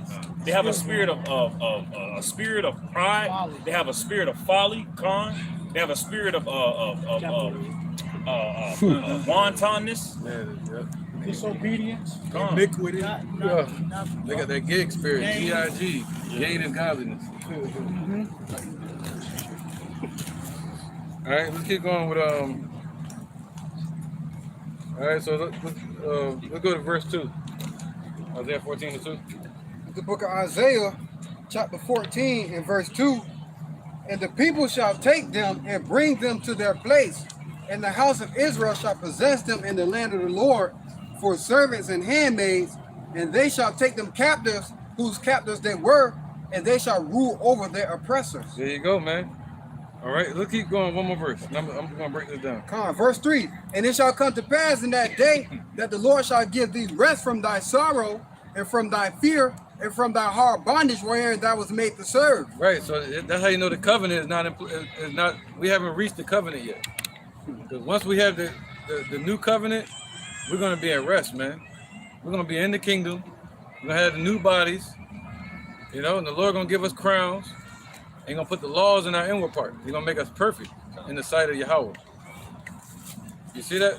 And he's going to give us rest from that hard bondage that we were serving in this place, man. The same way the Lord heard our cries during the time of Egypt. The Lord hearing our cries now.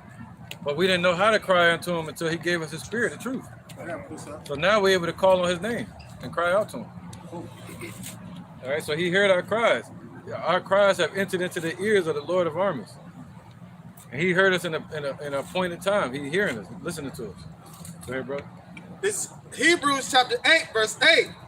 For finding fault with them, he said, behold, the day is come, said the Lord, when I will make a new covenant with the house of Israel and the house of Judah, not according to the covenant that I made with their fathers in the day that I took them by the hand and led them out of Egypt, because they continued not in my covenant, and I regarded them not, saith the Lord. For this is the covenant that I will make with the house of Israel after those days, saith the Lord. I will put my laws into their mind and write them in their heart, and I will be to them a power, and they shall be my people. Right, that hasn't happened yet. Right. No. And they shall not teach every man his neighbor, and every man his brother, saying, know the Lord, for all shall know me, from the least to the greatest. Right. There you go. All right, so right now we're out here teaching, but in the kingdom we're not going to have to teach. We're going to have rest from all our works. We're going to receive the reward for our works, man. All right.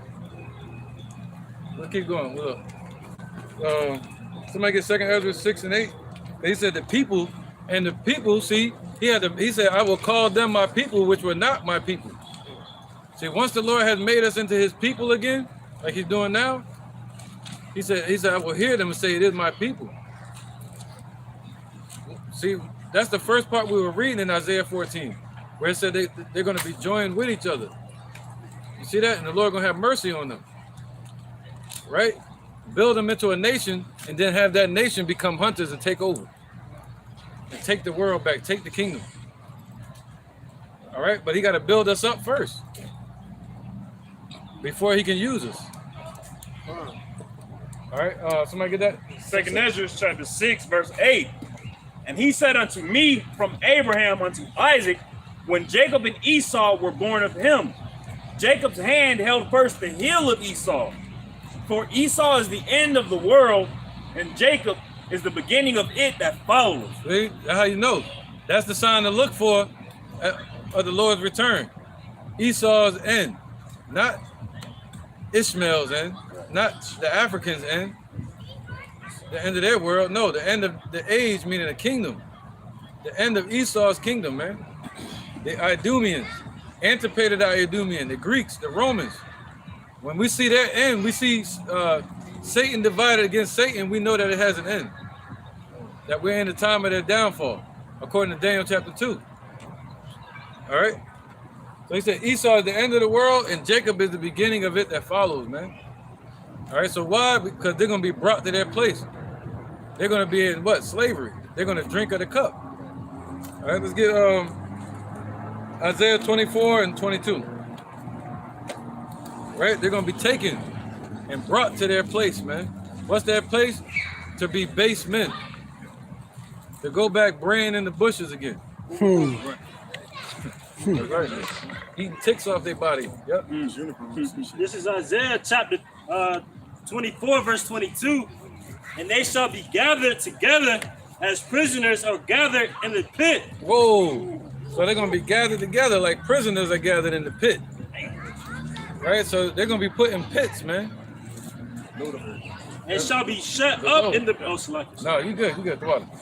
And shall be shut up in the prison and after many days shall they be visited. Right, so they're gonna be visited after many days, 1,000 years. When Esau in the pits, and they being called out for slavery, and they gotta go back to the pits. We're gonna send them tall, goofy-looking Hamites to get them, and snatch them up by their hair or something, and bring them to work. And they're gonna work day and night in blistering heat. They're gonna be lifting gold and lifting heavy metals. You know what I'm saying? Hot gold too. Yeah, everything bad. No sunscreen. Yeah, no sunscreen. No sunscreen. Everything. We're gonna make sure it don't exist. At the height of the day. At the height of the day. Hottest part of the day, that's when you're gonna be working. Right, man. So he said they're gonna be gathered in pits, and after 1,000 years, they're gonna be visited by who? The Lord gonna send his men down there to get them. The Lord gonna send his men to put them in chains, and the Lord gonna send his men to get them and gather them up, so they can be destroyed. That's the only all come at up once. hither they gonna hear. Huh? That's the only come up hither they gonna hear. That's the only one they gonna get your ass up here. Reese up. Come on out of that hole, you little serpent. All right, go ahead, then you got one. This is the book of Proverbs, chapter 11, verse 8. It says, the righteous is delivered out of trouble, and the wicked come up in his stead. So just like the scripture say, the first shall be last, and the last shall be first, man. You know, hey, we're gonna be delivered out of trouble, but Esau is gonna be in the same predicament that we was in. They're gonna receive hardcore bondage, man. You know, they're gonna have trouble. They're gonna have, distress. You know what I'm saying? Like crazy, man. Yeah, they got to drink of that cup. So the wicked shall be a ransom for the righteous. All right. All right, man. All right. Somebody had a precept. I got one. This is the book of Obadiah, chapter 1, No, that was verse you. 18. You had one too, right? In the house of Jacob shall be a fire, in the house of Joseph a flame, in the house of Esau for stubble, and they shall kindle in them and devour them, and there shall not be any remaining of the house of Esau, for the Lord hath spoken. Right, what was that? Obadiah 1 and 18. Oh, Khan, yeah, Khan. So he said what?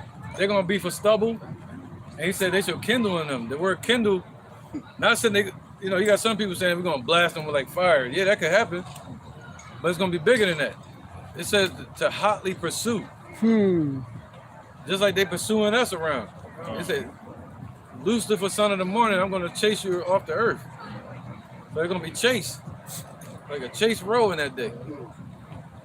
You know what I'm saying? He's going to say, get them. Which one? All of them. Slay them before him in that day. It's going to be a one day when he does it, man. After 1,000 years of hardcore slavery into them. Drinking of the cup double. Slavery, the wrath of the Lord. They're going to go into that 2-time food. It's Jeremiah chapter 16, verse 16. And I will send for many fishermen, saith the Lord, Yahweh Bashem Yahushai, and they shall fish them. And after will I send for many hunters, and they shall hunt them for every mountain and from every hill and out of the holes of the rocks. There you go. So that's right now the Lord, he's sending for many fishermen, what we are doing, going out to the highways and byways and bid many to the marriage, the hopeful elect, all right, and the 1/3 to turn back and believe in the Heavenly Father. Then when New Jerusalem, all right, the elect being taken up in the chariots, all right, the chambers in the sky. When we come back, we're gonna hunt all the elites out of their bunkers. All right, we're gonna turn into the real predators. All right, like the movie Predators, that they go back to the planet and hunt the people there, man. Right, and there's gonna be a command from the Most High. You better do it. The curse is the man that holdeth back his sword from blood. When the Lord gives the command in that day, he said we're gonna do according to his anger, not yours. But we don't know the vast sins that Esau has committed. We only know what we see. But in that day, the Lord got their whole record, man. From the time he created them as a spirit, they got judgment for all of that. For everything they did since their first creation. Being the Greeks, the Romans and such too, Edom when they came and burnt down our temple during the time of the Babylonians. And we see how the Lord was mad at us. And you see what he did to us, but he even more mad at them. Without measure. Without measure, yeah. He's going to be mad at them for what they did to Jacob. Shame shall cover them. Oh, even the physical Edomite, Esau himself, what he did to Jacob. You know, he brought 400 men to try to come against Jacob. Let us pass through his land, their land. Right. You know, so that's right. The Lord gonna send for many fishers, and then He gonna send for hunters to hunt them, man.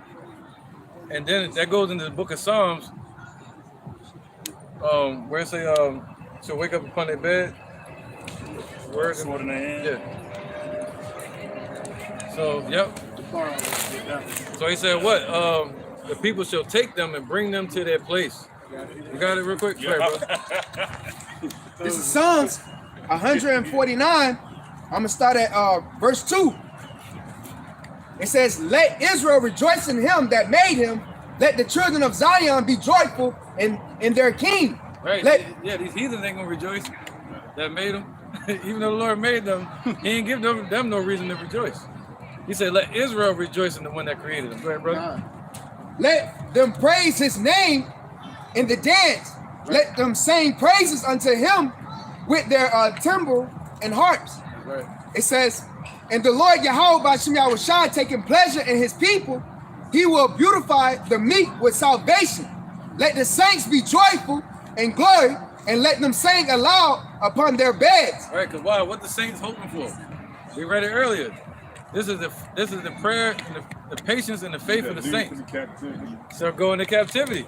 And we get that reward, man. You'll be happy as hell in the kingdom.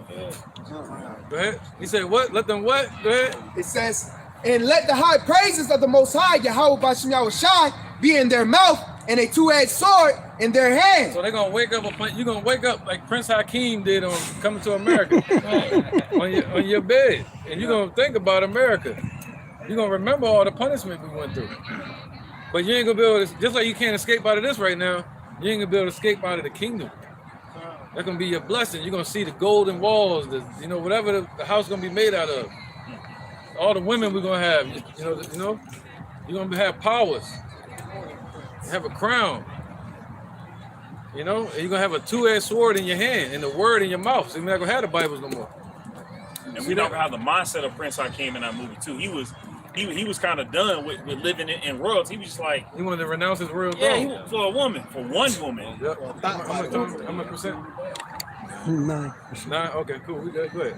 It says to execute vengeance upon the heathen and punishment upon the people. Right. So the Lord gonna have the list of punishments that He gonna hand out. So when we go grab them out of the pit, it's just gonna be for that, for them to get punishment from the Lord.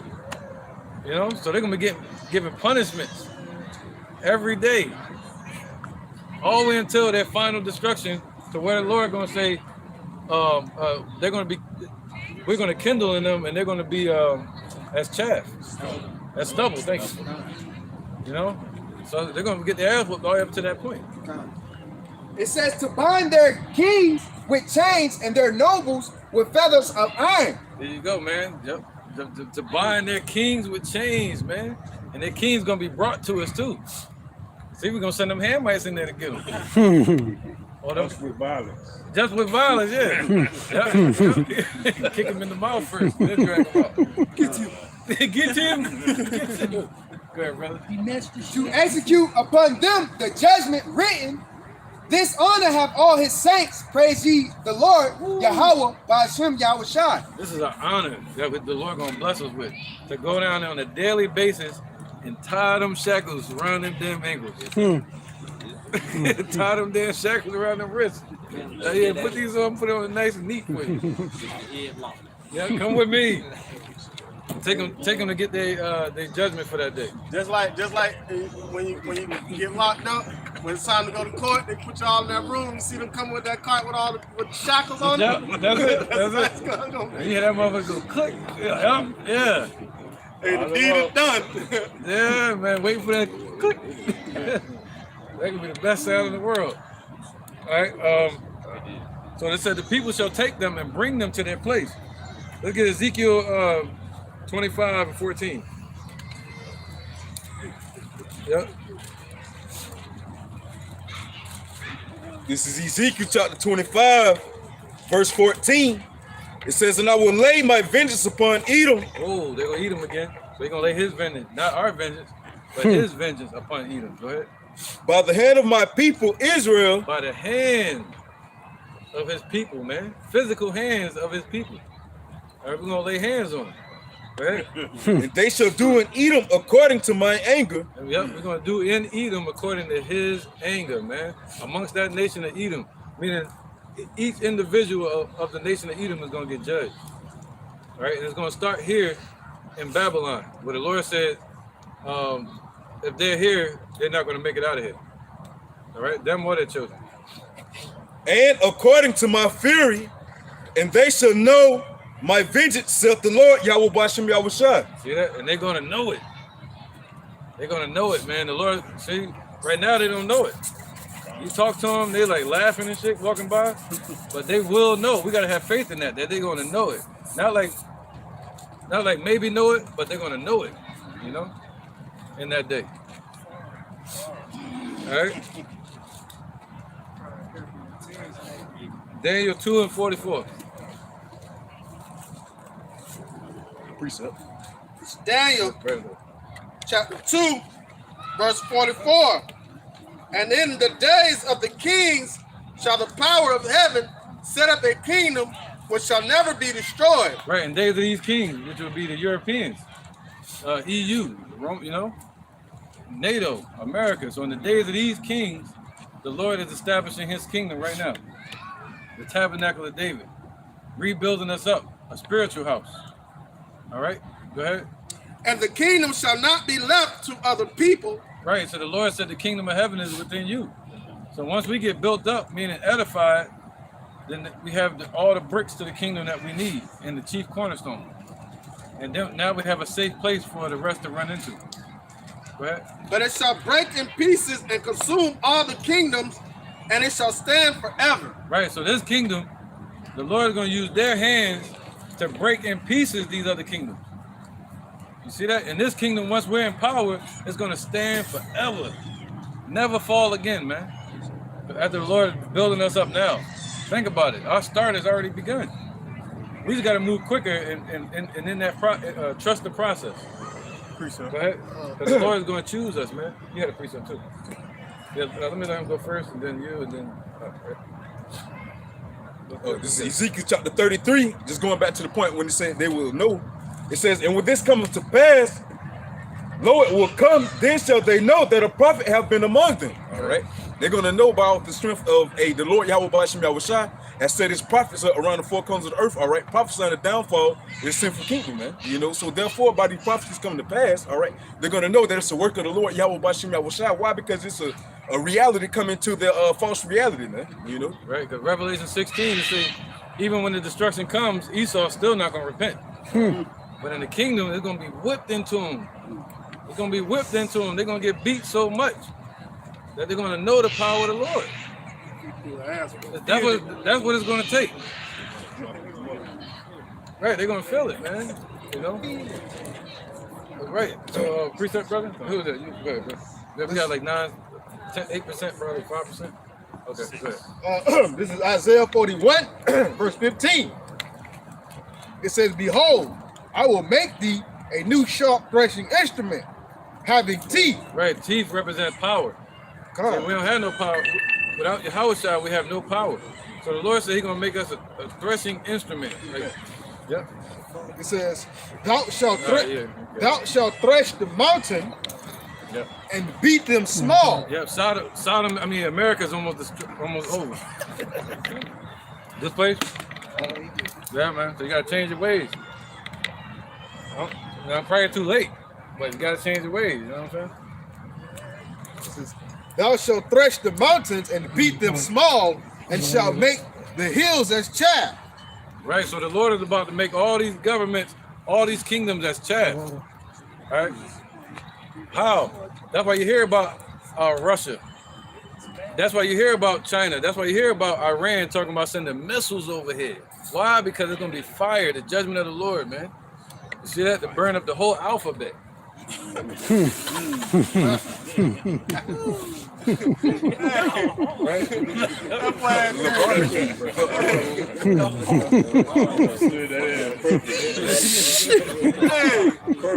I see what you did there. Can't talk like that, man. Like, they force us to talk that way. We can't say what we want to say.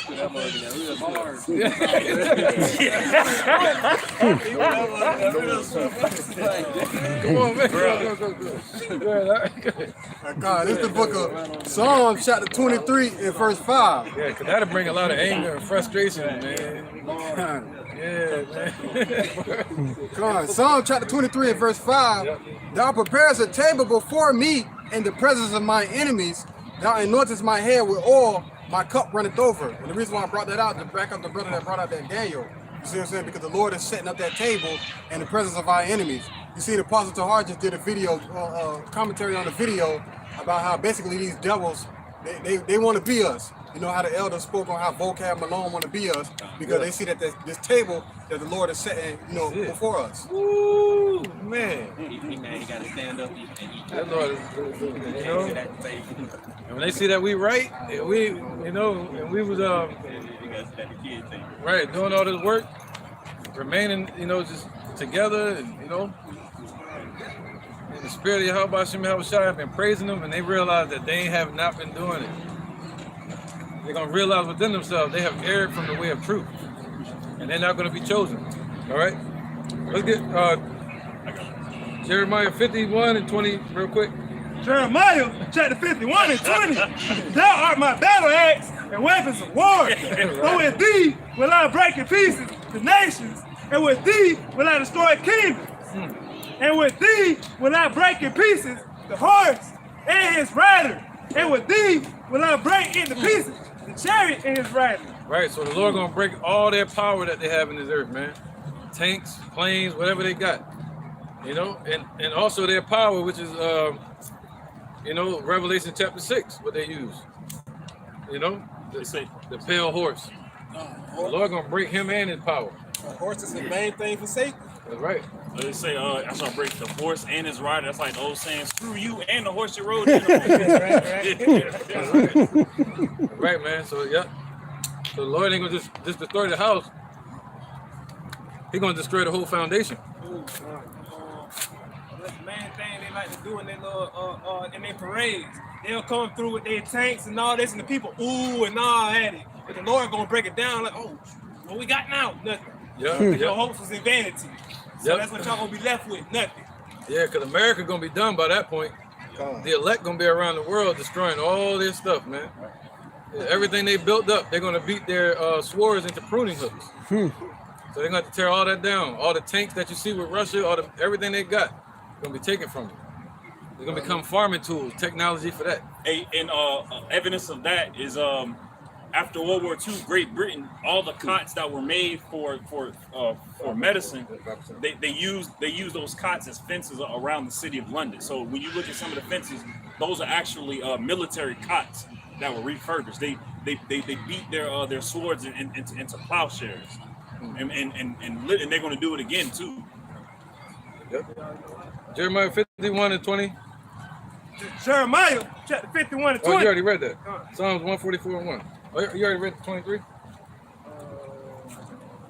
I ain't read 23. All right, go ahead. All right, this is Jeremiah chapter 51 and 23. I will also break in pieces with thee the shepherd and his flock, and with thee will I break in pieces the husbandman and his yoke of oxen. So not just the military, not just the armies, but the Lord said what? You shall tread upon the villages, upon the lion and the adder. That's in Psalms 91. He said we're going to tread upon all of that. Not just the military, not just the Navy, but their villages, their suburbs, their children, all of that. He said, happy shall he be that dash their little ones against a stone in that day. Right now, I wouldn't be happy doing that. I'd be like, yo, what am I doing? I'm crazy. I'm a murderer. But in the kingdom, we're going to be joyful about it because we're going to know. Go ahead. And with thee will I break in pieces the captain and the rulers.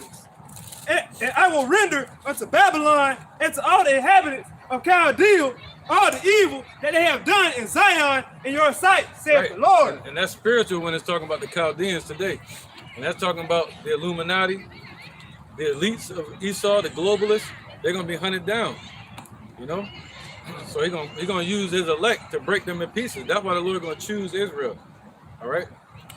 So Psalms 144:1, and that'd be it. After this is Psalms chapter 144, verse 1.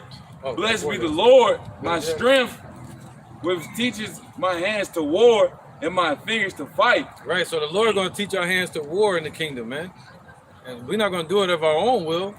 So in the kingdom, the Lord gonna choose us, build us up as a nation, make us cleave unto one another, make us a body, giving us a head, Yahushua, and then what? Bringing us back together, right? You're putting the head with the body, and now we're on the earth tearing shit up like Voltron. See that? We're gonna be a force to be reckoned with, man. You get all Israel together, this whole damn place will explode. So the Lord is bringing us together spiritually first, and then He's gonna bring us all into one place when the place does explode with missiles. All right, go ahead, brother. Reread that last part of that. Okay.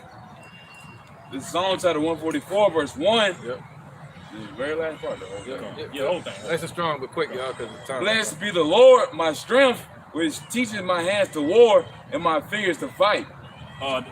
There was a sumo show I was watching, and he couldn't grab the dude's belt.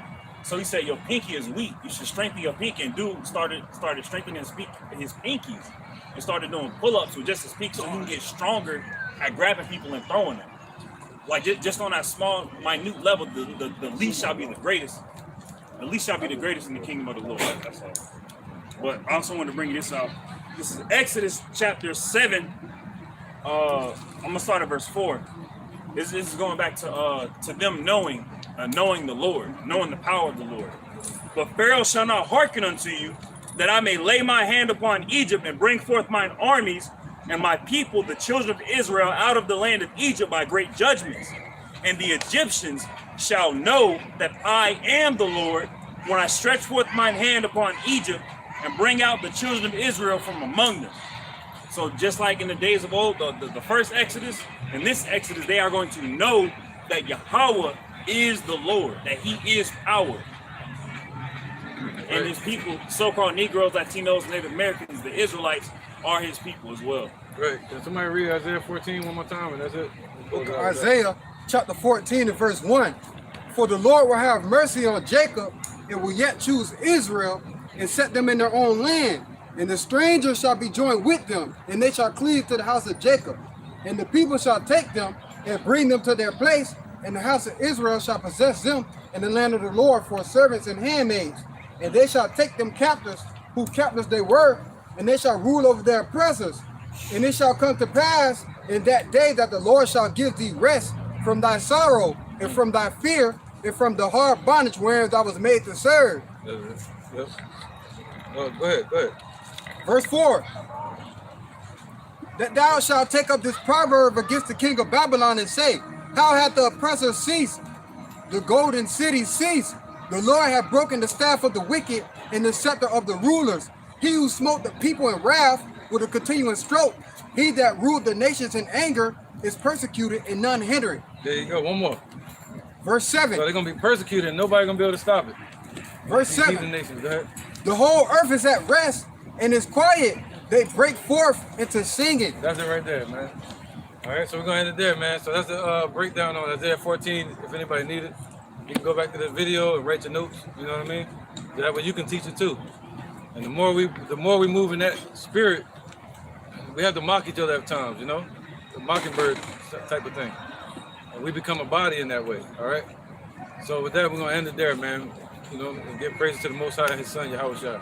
Right when they cut their music on, good. They say, Call, Halayim, La, Yahweh, Ba'Hashem, Yahushua, Ba'Hashem, Ha, Rakah, Kodash, Ma'amah. All right, double honor to the elder apostles of GMS and the elders, and shalom to you, Akim and Akwatim, and the Akim right here, you know, that believe in sincerity and truth, man. Because your faith helps inspire us to keep going, you know what I mean? And others that's watching you. So with that, we're going to say shalom. Shalom. Hit it. Right on the dot. Hey, shalom to y'all for watching.